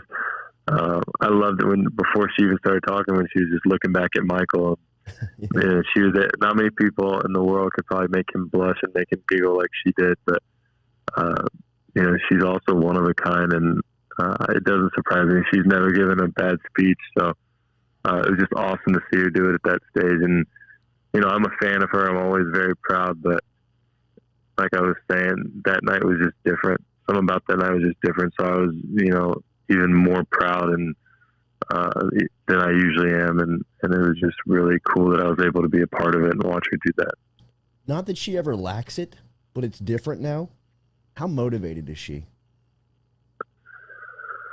Oh man, it's so weird because she's had this great career, and it almost felt like the Hall of Fame was like the closing of that career at Baylor, and now you're opening a new book and starting a new story. So that's what it feels like to me, especially being at the Hall of Fame, and that's why I told her when we finished there, it's like, that's just the perfect ending to an unbelievable career at Baylor. Now it's time to start a new one back home. I don't know if it's taboo to talk about this, but you seem like you're real close, bro. Where are you at in your baseball life? It seems like you're a pitch away from being there. Yeah, that's pretty accurate. I'm in AAA. I'm in Memphis right now. I got back on Monday afternoon, and then last night wasn't in the lineup. They were going to let me get my legs underneath me for a day and then get back in the lineup today. But they pinch hit me in the ninth with 2 outs, guy in third, down 1. And I was like, what a welcome back. But I was able to grind down in the bat and get a single to middle. We tied it, go to extra innings. So, but yeah, man, I'm close. You got to have a little bit of luck. Got to go out and perform. Had a tough first series against Durham, but the last 4 or 5 games I've been locked back in. So I'm just gonna try to control what I can control. It's all I've ever done. Give myself the best opportunity to get caught up if that opportunity comes. I feel mentally and physically ready to play at the big league level. I just need the opportunity now. Ronnie Rance told me a long time ago that a Major League Baseball player cannot grow a full head of hair. Said it's literally impossible. You wear a hat every single day. You had a great head of hair at LSU. I haven't seen you in a while, and it looks a little different now. What's the look, and how much is the baseball hat having effect on what you really want to do with the lettuce? Because you've always had a beautiful head of hair. Are you losing? I am bald. I can ask you this question. No, I'm not losing any of my hair. I just have a different haircut right now. I can still grow as much hair as I want, and I'll probably keep it growing for a while. I didn't want to. So what I did, I had a mohawk during quarantine and going into spring training, but I knew once I got permission to go to the Hall of Fame, I knew that I couldn't wear it as a mohawk for my mom there. So I've just been growing it out since then, and it's kind of a little bit of a wild haircut. But you got no plan, dude. I love it. I love it. Yeah, no, not losing any of my hair anytime soon. So I'm fortunate. So Rance's theory that a big leaguer can't have good hair is that is so not true. Okay. All right. So wait. So what's the process when you go to prep and get ready? Is it like a little mousse and just toss your hand in there? That's exactly what it is. So my mom had all these makeup and hair people in the room before this event started, and all the women are getting their hair done. And she said, Kramer, can you please do something with your hair? I'm like, I don't know what you want me to do with it. I'm trying to grow it back out. I didn't want to do a mohawk for you. So basically, I just get out of the shower and put a little bit of gel in my hair and just rub it around, and it's pretty wild right now. It's pretty messy. Just let it rock. What was the thought process behind the shoe game on Saturday night? You've got a closet full of J's, but then I saw you went with the sockless loafer look, which I thought was fantastic. Fantastic. Yeah, I wanted to change it up a little bit. Some of my boys were there, and they all wore the J's. And a lot of people were doing that, and I was like, yeah, I think that's just kind of expected. So I'm going to go with the no-show socks and the loafers. So I changed it up a little bit. I definitely could have gone J's. It crossed my mind, but it's also hard because I was in Nashville on a road trip, and so it would have been difficult for me to travel with a bunch of shoes and all my suitcases. So my mom had my tux that she brought from Waco, and I just told her what kind of shoe I wanted, and she got it for me, so I didn't have to travel with all that. And I thought Cannon's footwear was really kind of a set off. I mean, that was really. Oh, he's elite. He's elite. The kid's an absolute rock star. He's a rock star already. He's 2 years old. Kid's got a picture with the president in the Oval Office on his desk. Now he's got a picture with Michael Jordan. Dude. Just has no idea. The flexing this kid will be doing in 3rd and 4th grade. I mean, kids have no idea. The kid has no idea that was the first 2 years of life he's lived. Kramer, we are pulling for you, man. Go get it. Go be in the show and go be great. Last weekend looked awesome. Thank you for sharing some of the memories with us. Yeah, always a pleasure. Thanks for having me. All right, bro. See you. There's Kramer Robertson checking in from the road this morning. A life of a minor leaguer. If you read it, if you kind of keep up with it, he's this close, dude. He's this close. You say nasty business. I would do that until I was 40 years old. Really? I would love to live the life. Man. You go on a bus, you get a ham sandwich, you play some ball with the boys. One of the things, looking back on a young sports media career that I wish I would have just jumped into, was being a beat writer for a big league NBA Major League Baseball team where you just jump on the plane with them and live the life. Now you're making $25 a day. You know what I mean? You're not making any money. You might not get that sandwich. Exactly. You may or may not eat, but you're seeing the lifestyle up close of a big leaguer or an NBAer, from the flights, the travel, everything that goes into the life from somebody that doesn't have any attachments. You're not married. You don't have any kids. Somebody Taking that can, notes. yeah, I mean, just do that because, you know, I'm with you. I think that would be great to experience. I mean, you talk to people that have lived that life like Ryan Terrio. By the 6th or 7th year, you're totally burnt out on it. You're totally just busted on it, especially when you have a family staying in the city. That's when it changes. Right. You got kids going to school. You've got wife trying to, you know, keep the house running while you're on the road in Oakland playing some 4-game set from Wednesday to Sunday. But, you know, just seeing that life up close for somebody like Kramer. No ties. Got no wife, got no kids. You know what I mean? And I think Kramer's is but Kramer, he's very motivated to get there when he comes from a lifestyle where, you know, I mean, he hasn't had to ask for much. I mean, you heard there his tuxedo, his shoes was just a phone call. You know what I mean? This is what I want. This is how I want it. This is where we're going to do it, and it just gets done. So I appreciate him sharing that, sharing those memories, sharing that time. Yeah, it's because impressive. He's an absolute dog. And like, there's no need to be like that. Right. And he's wired like that. Like, I mean, and also followed up Alex Bregman at LSU at shortstop and was bring it as good defensively. Defensively, yes, but as good defensively. And he didn't have the hype. I mean, talk about stepping. He didn't have the hype, and he didn't come in and produce as early, and he had to go through his growing pains. But when he got his time, Kramer was one of those players that I thought people wanted to hate. Exactly. They didn't want to like him. They wanted him to fail, and he overachieved. He was significantly better, and this is not a knock on him because he's a pitch away from being a big leaguer. I mean, just a very extremely talented athlete. I think that we discount that just because of the thing, you know, the Range Rover, the mom, the J's, the shoes, the hair, all the stuff. But when you just break him down as a player, cat get can it. go. I mean, you hear that on the phone casually. Yeah, they called me up to pinch hit 3-2 count. I mean, think about the respect you have for somebody putting them in that situation. Because otherwise he's a starter. Exactly. Like, you know, he should be playing. Like, well, Kramer, grab a bat. Like, all right, I'll help y'all out. Look, remember, everything is changing, including real estate. Find out for yourself from Falaya, our friends over there. Download the Falaya app. Get it online at Falaya.com. If you're looking to sell your house, if you're thinking about for sale by owner, then you need to check out Falaya listing plans, which start at $399. You can sell your house by yourself, save thousands with Falaya. For more information, visit them online, Falaya.com. Download the Falaya app today. Get in touch with Barrett Blondo. Easy to find our guy, 225-939-6153, 939-6153. Barrett Blondo over at Falaya. Easy to just download the app and get them there. Sell your house by yourself and save thousands today. It's do-it-yourself for selling your house. Falaya Real Estate, Falaya.com. We're back with more of the Jordy Culotta Show when we come back here. Presented every day by Go Chevrolet.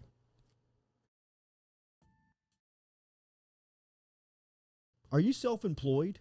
Then you need to learn about Angel Oak's Home Loans Bank Statement program that they're offering, which makes you eligible as a self-employed borrower to purchase or refinance a home without requiring a tax return. If you want to learn more, get in touch with me. Email me, Jordy@JordyCulottashow.com, to learn about the bank statement loan program offered by Angel Oak. Jordy@JordyCulottashow.com to learn more.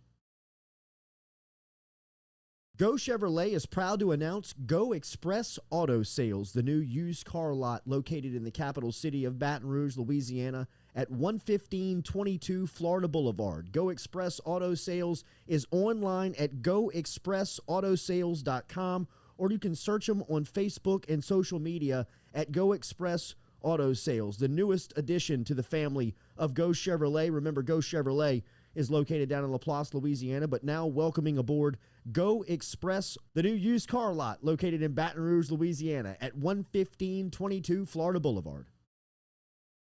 Gearing up for spring and summer down here in South Louisiana, and you want to keep your lawn maintained during these sunny seasons, get in touch with our friend Blake Abear over at Abear's Lawn Maintenance, where he says, you grow it, I mow it. 225-485-8022.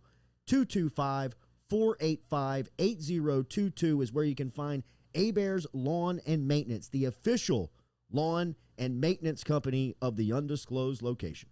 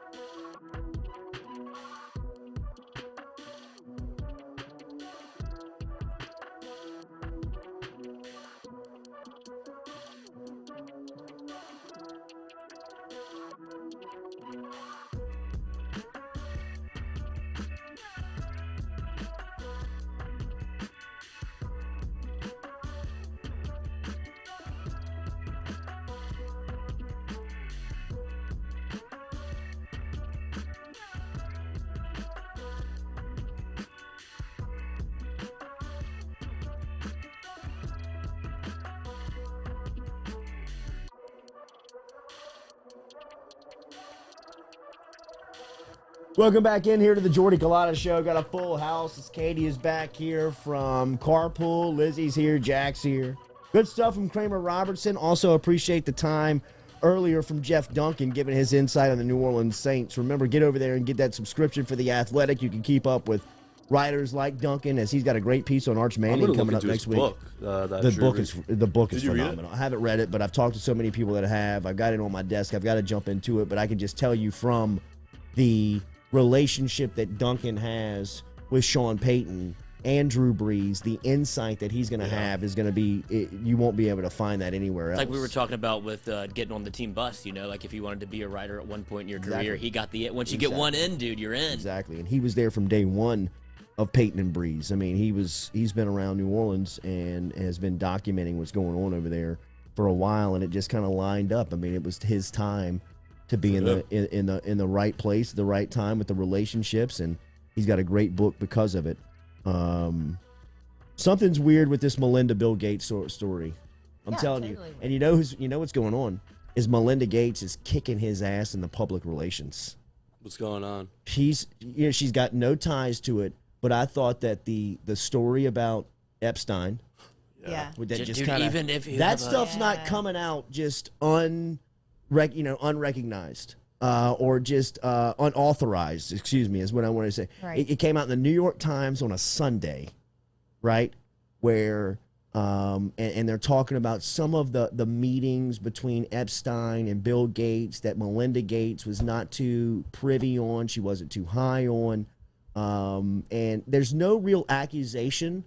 It's just a little public relations, just a little pitch out there. Let everybody start looking this way because they're going to start talking about money. But you remember that Bill's the one that has been sitting down with Epstein and flying on his planes and going to his islands. I was against that from a public relations standpoint. Yes, that's hard PR on the cover. Tough PR to cover. And then yesterday, unannounced, a slow drip. Just a slow drip. That he was caught having affairs at Microsoft. But she knew years about ago. it. Really? Yeah, exactly. 25-year-old intern. But it's still.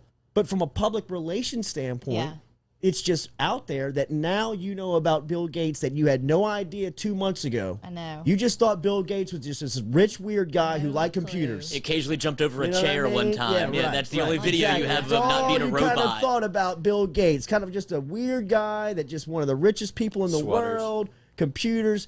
Now, 2 months later, meetings with Epstein and affairs at Microsoft and within the charities. Dirty dog. And was allowed, and this is still like, this might have been Melinda Gates saying it, but it just still proves a lifestyle that you're like, whoa, Bill. That like she gave him like a green light, almost like a weekend pass to go hang out with his ex-girlfriend for the weekend. Like he had it almost like built into his marriage agreement that he could like for 1 week out of the year go back to a fling, go hang out with his girlfriend. I mean, she didn't seem to care. She didn't seem to care. Exactly. My question is like, why? Which part? Why is Which everyone part? wanting to do Which Bill part? Gates? Why everyone at Microsoft? Bill's packing heat, I dude. mean, Bill's what got do a you- hog. Why would Is it you just think, the money? Katie? Money is No. what I Yes. would think. But No. like he had like a one couple of of the like words. intimate relationships that went on and on. So like that's more than money. And he's married to someone. So what is he just like writing them checks? Like I just don't What's the claim here? That he's like a pimp? Like he's a player? understand. I think guess Bill's. that's what it I think seems Bill's like. packing heat, Like he's dude. got game? Bill's got a hog. I hope he starts dating some like 26-year-old. He BDE? will. He will. BD Bill. I mean, he's not. He's very unattractive. He will start dating a 20-something-year-old, Yeah. guaranteed. Bill knows. I would love's date not Bill a Gates one-way right street. now. Would you? Yes. I mean, what I would. I don't know. Now I'm thinking Bill might have more energy than I thought. I might Do not it. be Do it prepared. so I can reap those fruits. Yeah, seriously. We're going to hang out with Lloyd and Bill this weekend. I can pencil that in. Lloyd looks like it's just a whip dog there. Exactly. I don't know what Bill's up to now, man, but his house is fantastic. Didn't know cars could go that fast. There's got to be more to it. More is going to come out. Yeah, That are you was kidding? too Just like, Melinda, she's on a PR. She is on a crusade. We will know more about Bill Gates by the end of the year than you've known in the last 30 years. I mean, you've been knowing this guy for 30 years in the public eye, and Yeah. all you've thought about him is that he invented the computer you're on. That's it. I know. What's his That's play? it. What's Bill Gates? Dude, him being denied? silent is what's crazy. He's Yeah. trying to. And that's another thing. That's another. I mean, while she's just kind of over here just peppering PR stories, he's sitting back being like, "Oh shit." I gotta get a plan together. You know what I mean? Honestly- Or maybe her plan is to say, "Hey, lawyer, hey, just have him say cut the check, like get her to go away. I know. If I was, Just here's $200 billion. Get the hell out of here, Dude, 200 billion. or whatever it is. I mean, I'm sure something like that. You know what I if mean? I'm Bill but- Gates, One. just annoy the noise and go to Fiji and just live your life. It'll all I mean, pass. he could absolutely disappear. Well, think about his attorney. I mean, he's got to be better than Melinda's. Oh, he's gotta have attorney. 15 I mean, attorneys, come dude. on, right? Like, he's not going to mess up. Where's his Nothing's gonna PR team? Imagine being Bill be- They're Gates' there. lawyer. That's why he's not saying a word. His PR team is all They're around probably him. like, Bill, you were on his jet, bro. Yeah.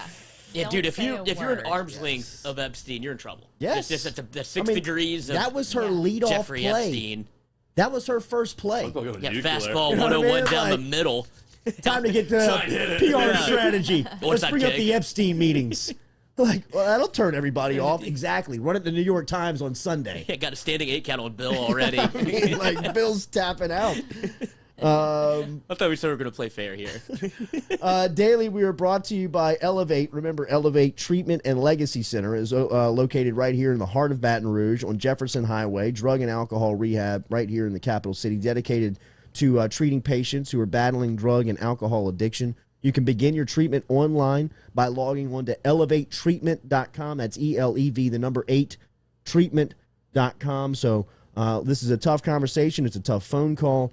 You can begin this and make this decision right there in your home, in your office, in your own privacy by beginning your treatment online at elevatetreatment.com. ELEV, the number 8, treatment.com. We answer your food questions here.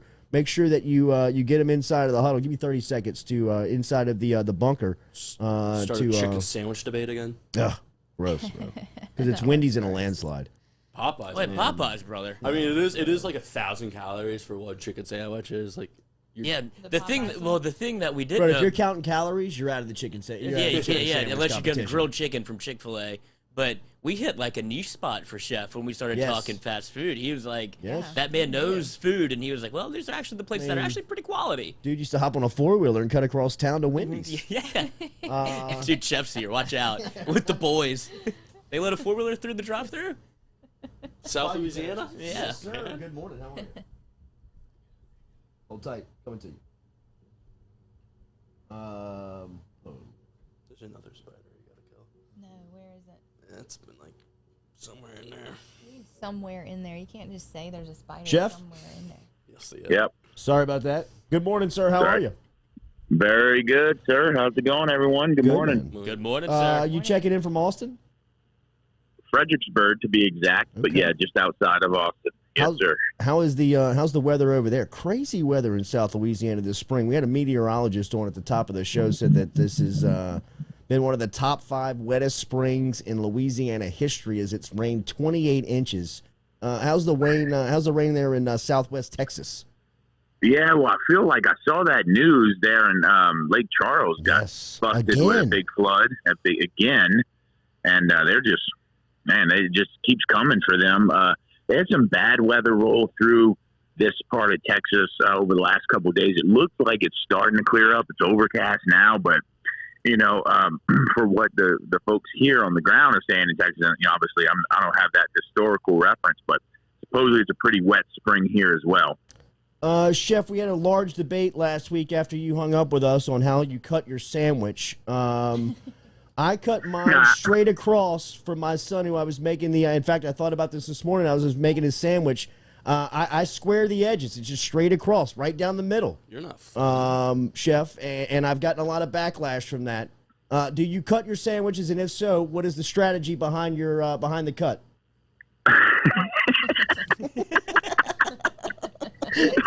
Don't drug test us. Oh my God! Please weigh in. This is an intense debate. For God's sakes, put this to bed. Sports are great. And so in y'all's mind, there's two ways, straight across the diagonal. Exactly. Oh God, there's another way. Exactly. No, diagonal is. I was in the minority. I mean, when mind, there's two ways. God, is there more? That's right. Well, just to bring this into a little bit of a different realm. If y'all remember, Subway back in the day had the U-gouge cut, and it went from top and went through the middle, then up, and it was called a U-gouge. And you used to better choose if you got a U-gouge cut or a hinge cut. And a hinge, I guess, became easier because people probably just kept cutting themselves or destroying the bread with the U-gouge. Yeah, who are you hiring at Subway that knows what a U-gouge is? But big fan of the U-gouge cut. Wow, I'm looking this up right now. I'm checking it out. Look it up. Subway U-gouge cut. And that's what they started off doing. Yeah, right? And that's how you build a sandwich, baby. So anyway, honestly, I'm probably a straight across guy. Boy, Chef. I told you, man. True South Louisiana. Nobody gives a shit about how you cut your sandwich. For God's sakes. Thank you, Chef. I'm not saying that's the right way or there's the only way. I'm saying that's my way. I tell you why I think I like that way better. Because I get more proportionate meat and stuff on every bite with that cut. That's right. Wait, so do you dive straight into the middle when you take your first bite of a sandwich cut down the middle like a heathen? That's a pretty good question. I don't know. No, I think I go off the side first. I usually like to leave my best bite for my last bite, which is usually the center. Chips on sandwich? Chips on sandwiches? Ooh, I grew up. If my mom made me a sandwich for lunch growing up for school, it was a bologna, American cheese, yellow mustard, and Zapp's Cajun crawtators on a sandwich. Unbelievable. That was my sandwich. And did she cut it down the middle or diagonally? It may be a she cut it down the middle. For sure. Oh. 2 for 2. That's where it comes from. That's exactly right, Chef. On Friday, we had Galen Iverstein come up here. He's got the only true butcher shop in town at Iverstein's Fine Meats here on Perkins Road. He brought us he brought us cuts of bologna, and the reason why he did it was because he thought that bologna was a forgotten meat and a disrespected cold cut. You brought up a bologna sandwich as a kid. How much do you still use it as an adult in the kitchen? Oh, can't agree with him more about bologna. It is so like the Italians been making mortadella for centuries, and it is one of the prized kind of cuts of Italian charcuterie. And it is simply, for the most part, mortadella is bologna with pistachios in it most of the times, with pistachios in it. And I just love it from the European side, and I love it from the American side. I don't care if it's the Oscar Mayer pork kind of stuff you buy in the package at the grocery store, or it's the good beef bologna that's now being kind of made up. That's usually kind of larger in diameter and have more like red kind of tint to it. That would be the beef bologna. I'm a big fan of it, cut thick, fried in a skillet, or scored diagonally as a whole log and then smoked. That's really big in Memphis as well as barbecue bologna sandwiches or smoked bologna sandwiches. And I would agree with your guy there in Baton Rouge that this is by far, something that as Americans we can be proud of if it's made, when it's made right and made with some integrity, made with some love, served correctly, and served with, like it deserves to be cooked and served with. So I love it. I don't mind. Some of the best things like hoghead cheese. Some of the best things that we make in our cultures are made with some parts that we don't typically like serve in the center of the plate. If you mean, it's not always going to be made with pork tenderloins. A lot of like the great hot dogs or the great head cheeses are the other like what's the name? Anyways, Spam, if you will, in Hawaii. A lot of the things that kind of that we grew up on that were made for survival in a lot of ways, in a lot of cultures, were made from cuts of meat that weren't just like your pork loin or your hams or so on. And I'm okay with that as a chef. I mean, I like to use every part of the animal. Bologna historically has done that. Now you're seeing more people make artisanal style bolognas with whole muscle, which I love too. I think all of it deserves a place at the table. And that's what he did. It had a little pork belly and beef shank in this bologna, so we were spoiled a little bit. But you were talking about hot dogs, and did I see this correctly? Were you making wagyu dogs, dude? Yeah, so I had some Snake River Farms wagyu hot dogs, and so those Louisiana folks in the room, some of y'all might remember your grandmas or your grandma's friends, or when you go over to those grandma's houses making hot dog spaghetti. Anybody ever remember that? Like hot dogs and red sauce, basically using the hot dog as the meat substitute. And it sounds like SpaghettiOs. So I grew up with a couple friends with just these old Cajun grandmas, and you gotta remember, like, again, these in their generations, and they're long past by now, right? So in their generations, they would use things like hot dogs and different things that they could get for really cheap to feed their family. Because, a lot of those old Cajuns back in the day were farmers, didn't have a lot of money, or so on and so forth. They used what they could in recipes that they grew up with. Sometimes that meant using hot dogs. Sometimes it meant making your own meatballs and so on. So I'm getting ready to actually make a wagyu hot dog and wild mushroom spaghetti in the recipe of like the old Cajun grandmas. Slightly altered a little bit to my preference, but it's one of those things that sometimes you see hot dogs and crawfish boils. I don't know if I grew up seeing hot dogs and crawfish boils every now and then, and those like whole hot dogs that they would be boiled in the crawfish liquid, so the kids would have something extra to eat on a bun. So I think there are ways when I look back as a kid, how some of those things were served to us and why they were served to us. And I kind of like to dig into the history of them, Chef, one of our listeners is asking, what's the most underrated and most overrated chicken salad ingredient? Most overrated? Yeah. Underrated and overrated. The most underrated chicken salad ingredient is probably yellow curry powder. The most overrated chicken salad ingredient is probably like raisins or grapes. Yes. Something like that. I agree. When they put something like that in there, that's what I would go with. Okay. I'm a big fan of Rouse's chicken salad, by the way. I don't know who else is in that camp. Go to Rouse's and grab their chicken salad. It's very mixed. It's not chunky. It's a little more wet than some chicken salads, but it doesn't have grapes or anything like that. It has a little bit of sweetness to it. Would you put that on some Evangeline-made white breads with some Zapp's Cajun crawtators and smash that? Okay. Boy, I tell you what, boy. Love that crunch, Put baby. it down the middle. Love that crunch, baby. That's right. Don't waste your time with that diagonal cut. Just cut it down the middle and eat Couch cut it. Chef, thoughts on an air fryer? In using an air fryer, for it, against it. If you do, tips on perfecting it. For it, having used it, I've probably used it only a handful of times, and I've enjoyed it. I think it has its place in a kitchen, or in a kitchen cabinet, or a kitchen counter. It has its place. I'm not extremely, like I just said, I'm just about a handful of times I've cooked on it. And I think there's certain, from what I can tell and from what all my friends who cook on it a lot, from what I can tell, it has things it does better than others.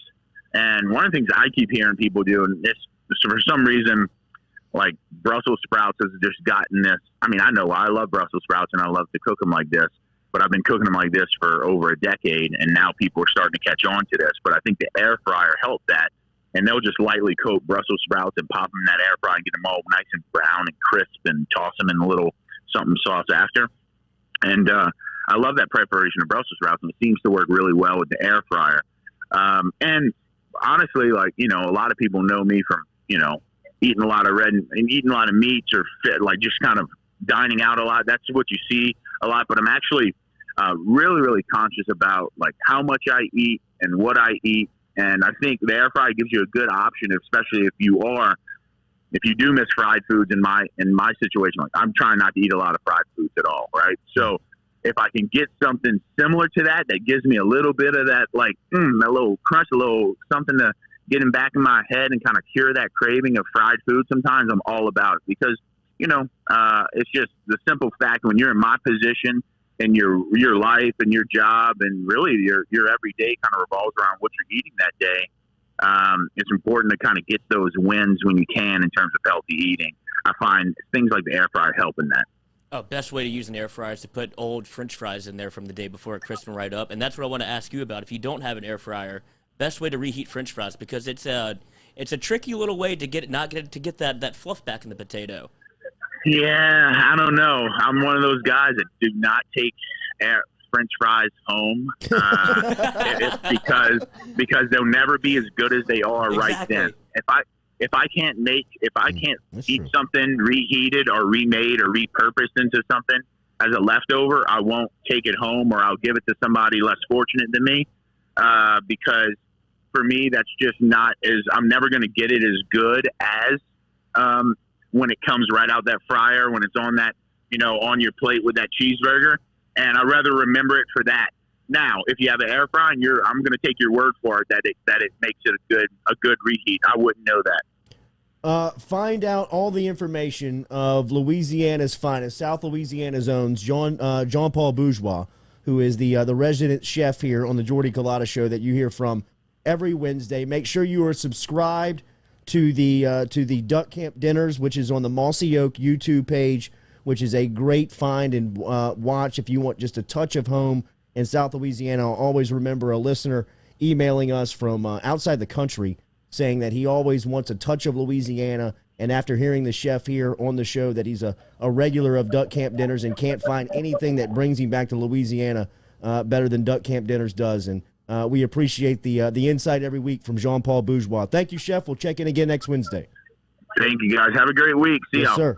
There he is, Chef checking in from Austin, Texas this Down morning. the middle. Yeah, you guys are weird. Unbelievable. What, are you a diagonal cutter? Yeah. I figured you wouldn't even cut, bro. I figured you'd be just like some gladiator. Just going in, just full sandwich. Puts it in like a dip. Cold cuts hanging off the bottom. Yeah, I dry scoop everything. Yeah, right. Exactly Making a hoagie in my mouth. You want to cut that? What? All right, so good stuff there from the chef. What a regular dude he is, man. That psychopath like you all who cut your sandwiches. I cut my sandwich straight. Yeah, that's all right. Okay, welcome to the cool club. Welcome outside of these serial killers that you hang around with. I'm telling you, we have to put up a poll. I mean, it's just I can't be wrong. Do it. I will. Do it. I didn't know it was Me and here. Lloyd enjoy the finer things in life. Yeah, it churches it up a little bit. Edward Jones brings you the Jordy Culotta Show every day. Remember, if you're looking for financial answers to your financial questions, call Daniel Newman. Get in touch with him at daniel.newman@edwardjones.com. That is the email address on how you can get in touch with Daniel. He's easy to find out there in central Louisiana.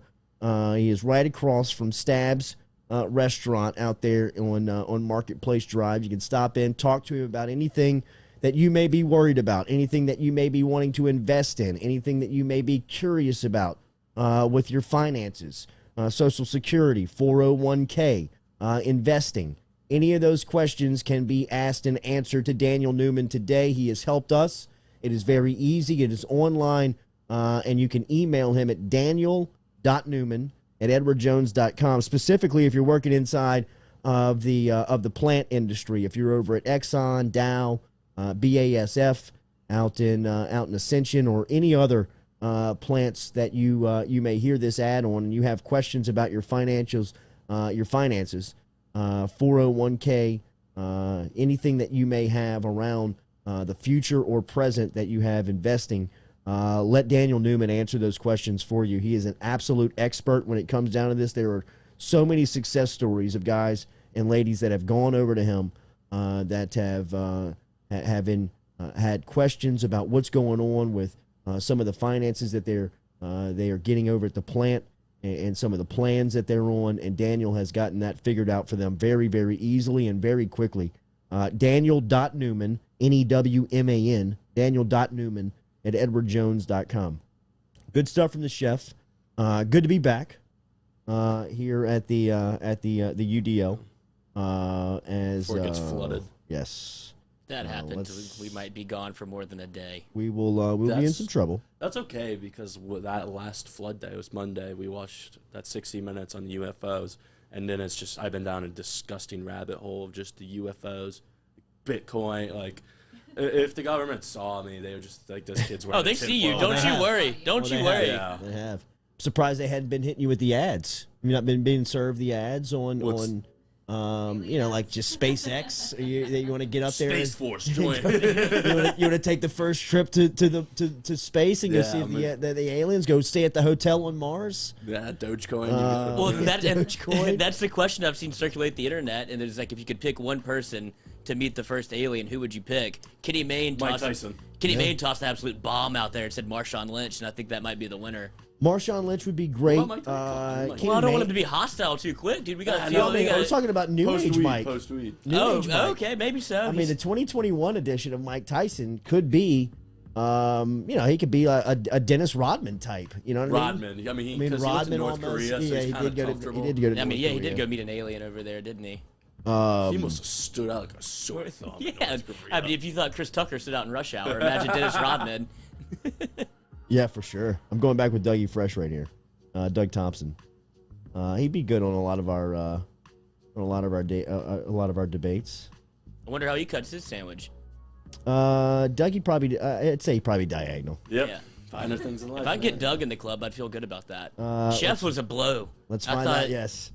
I thought and sure. a confident one. Yeah, I mean, he loves it. But turn this up here. Let's see where Dougie is. You ringing? There we go. Well, good morning. DT9. How are you, buddy? How are you? We're live. Yep. Yeah. Yep. I know the game. Put to bed a debate for us, Dougie. You make lunches for kids that go to school every day. Do you cut their sandwiches down the middle, or do you cut it diagonal?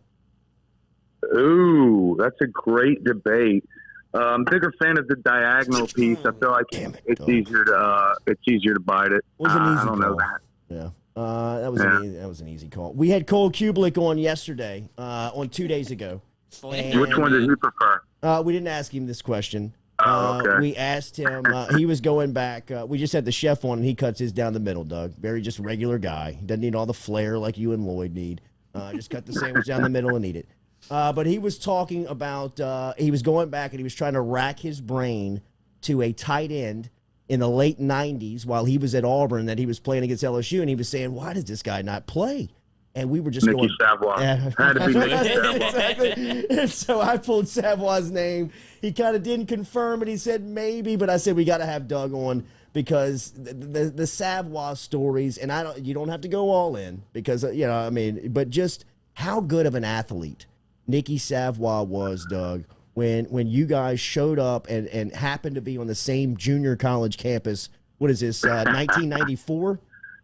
Let's see. This is 1995. Okay. Yep. How good of I think there's a pocket of people that know that Savoy he's great and people have hung out with him that listen to this show, and they're legendary tales. But just from an athletic standpoint, I know that you've got great stories on just how natural of a guy he was. Yeah, I don't want to kill him. I'm not trying to kill the guy. I'm not trying to kill the guy. Well, like us all, he's put on a few and may not be able to move around quite as well as he did. But I mean, he's a freak. 6'6", 6'7", could run. could jump, could throw, anything you need him to do. He was our quarterback in junior college. My favorite story about Nicky in junior college is when he would be walking to like the concession stand. This is junior college basketball, so it's kind of like high school gym type deal. He'd be walking the concession stand. Anytime a loose ball would come his way, he'd go up to the rim and flush it right for everybody. It was awesome. They would run him out of the gym, and he was awesome. But Nicky, I saw him throw a football 70, 75 yards. One day I was kicking off and at practice, and I just couldn't get one into the end zone. And Nicky, toe style, ran back and kicked one out of the back of the end zone. And of course, the best story is that when I met Nicky, and he found out that I played baseball also all year. I mean, from the minute I met him as a freshman, he's a sophomore. Every day at some point he would say, "Dude, I can pitch, I swear." and I would say to him, I would imagine. I mean, I Sure. seeing you throw a football 70 yards doesn't surprise me. And he would ask me to tell the coach, right? And I'm like, "Nicky, I don't know. I don't really know the coach yet, So eventually, when I did get to know him, our coach, you got to give him a little credit. He said, "Well, bring him down here. Let's check it out." And as legend would have it, we were in the middle of an inter-squad game. Nicky pulled up in his truck and came down to the field. And it was in between innings, kind of walked out on the field. The pitcher that was coming out there, he made him give him his glove. And he threw one pitch at 91 miles an hour. And, turned around and looked at me. I was down in the bullpen doing some work. He turned around to find me, and he said, "Dude, I told you." and he walked off the field. And our coach signed him, put him on the team.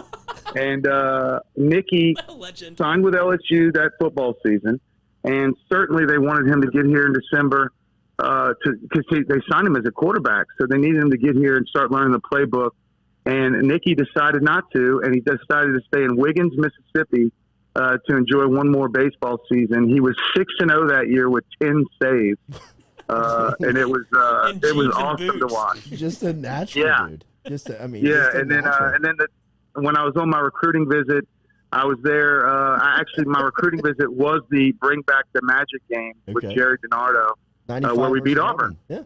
That's right. And the only touchdown the Tigers scored in that game, if you check back, was a guy named Nicky Savoy. Right. So at one point he was kicking off, or they were kicking off, and he ran out through the end zone, and I was in the end zone and yelled his name. This was before Facebook. This was before cell phones. And he was, "What are you doing here?" I was on my recruiting visit. He had some funny things to say about that, but most importantly, that I need to sign the dotted line as soon as possible, and the rest is history. But from an athletic perspective, I don't know that I ever played with anyone or saw anyone as freakishly talented and athletic as him. Personally, I think that the UFC came along about 10 years too late, because Nicky would have been he was perfect. I mean, he would have been he doesn't mind physicality. He obviously has a very aggressive streak. Play football, tight end, etc. But the 6'6", 6'7" at 250 and can move like he could, man, it's be tough to deal with. Great stories, Doug Thompson, former LSU great, and now a part of the LSU Sports Radio Network, as you can hear him on the calls. Tigers taking off to Texas A&M this weekend. Dougie, how concerned should the LSU faithful be about last night? Well, you know what, Jordy, I don't want to make excuses, but when I woke up yesterday and kind of was driving around Baton Rouge, I never even thought about possibly going to the box that night. Like, it never crossed my mind until about 1 o'clock when Chris Blair texted me that they're still thinking about playing. I was shocked. And I don't think I'm any different than any of those players. I think they woke up, they saw everything on the news, they drove around and saw the streets were flooded, et cetera. And I think they probably just flushed that game out of their minds. And then I'm betting that many of them were surprised when they got the calls to show up to the ballpark. Meanwhile, over in Natchitoches, Northwestern was waiting standby all day to get the call to get on the bus by noon. And when they did that, they got on that bus. Those kids were traveling here with one thing in mind, and that's to play ball. So it really just looked like LSU just wasn't ready to play. They forgot that there was a game. I mean, it literally looked like someone told them an hour before the game, "Hey, we're playing," and that's how they came out, very flat. I wouldn't be too wrapped up in it. Yeah. just because it's a midweek game. It's unfortunate that LSU wasn't able to finalize the clean sweep of the midweek games. They're 14-1, but I don't think I'd get too wrapped up in it. I would get wrapped up in this weekend at College Station. I think the Tigers definitely need 2 wins. 3 would be excellent, but 2 I think is a must. And I'll be there, actually, Jordy. I'm actually making the trip this time. I was the 5th or 6th option once Bill, the graduations, everybody's got stuff going right now. Sure. So I decided I'd go out there. See if Doug can go. Yeah. Yeah. So last night was an outlier from what they've been accomplishing because it has felt like this is starting to feel like the Mainieri magic thing at the end of the year. Have you felt that? Have you seen signs of that? Yeah, I think they're playing their best baseball. I think you got to kind of erase last night's game. It's just a strange game. I mean, we're talking about 300 or 400 people there, maybe. I mean, maybe 200. I mean, it was like a practice environment. But yes, the answer is yes. I think that this team is playing their best baseball coming down the home stretch. That's what Paul Mainieri does. And I love Hilliard in that Sunday spot.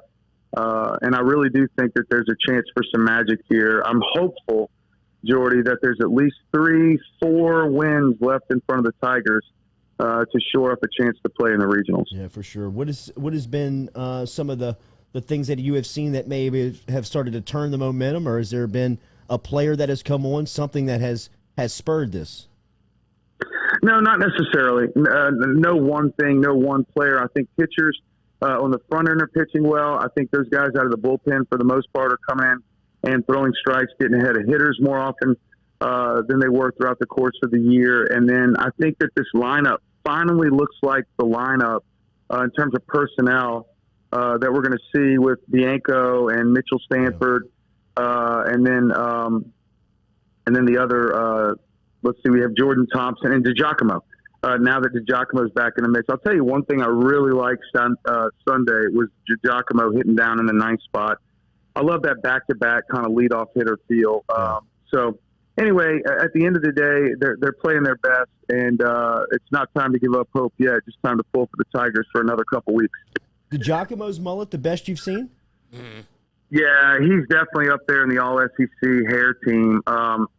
He's really earned it. Not easy to get the curly hair all the way down to the name on the back of the jersey. The guys with the straight hair, it's pretty easy, but he's done a good job with that. He's got a lot to be proud of making the All-SEC hair team. Wavy locks from the Italian. Thank you, Douglas. Monday night should be beautiful with the Hold the Rope debut with Skip, and I know that there's a big watch party over at Le Berge. Should be a magical room to be a part of. Yeah, I'm excited about it. You going to be there? Yes, I will be there for sure. All right, man. Well, we'll see you there, buddy. Have a great call this weekend, man.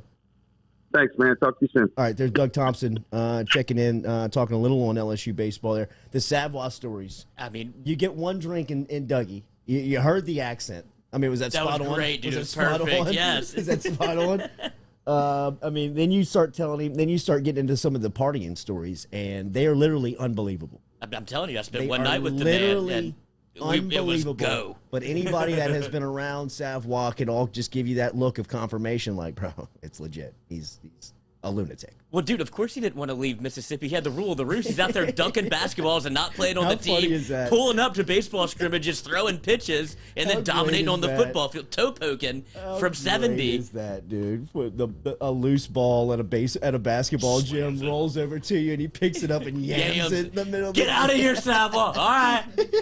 See y'all. Y'all need any help? You'll holler now. Good show. Good to be back. Thank you for everybody's support. How did we leave Keishon Butte off the all-name team for LSU? I mean, good Lord. He's a first ballot. Katie, good to see you. From Carpool all week? Yeah. Carpool all week. Very busy week. I thought everybody was done Friday, but Mercy goes through Tuesday. Even the 8th graders? 7th. The 8th grade's done. Yes. Right. I'm still stuck on the Episcopal 8th graders taking exams after the graduation. It's sad. You feel me? We're gonna picket the place, man. Well, dude, you feel bad for the kids. How about the teachers? Like, I don't want to do this either. I just saw graduation myself. Bro, if you're a true teacher, you can get up in there and make some noise and get that policy changed. I mean, you think you got some cachet in that are room? we really going to give the kids exams after we graduate them? Who came up with the schedule? Rolling a movie. I paid $15 to come here. That's right. If you missed today's show, remember you can catch the podcast brought back to you by RMB Builders. If your house needs some repairs, if your house is underwater, if your house needs reconstruction, remember Rhett Bourgeois and the crew, rmb-builders.com. Enjoy your Wednesday. We're back with you tomorrow morning. Good show. Good show.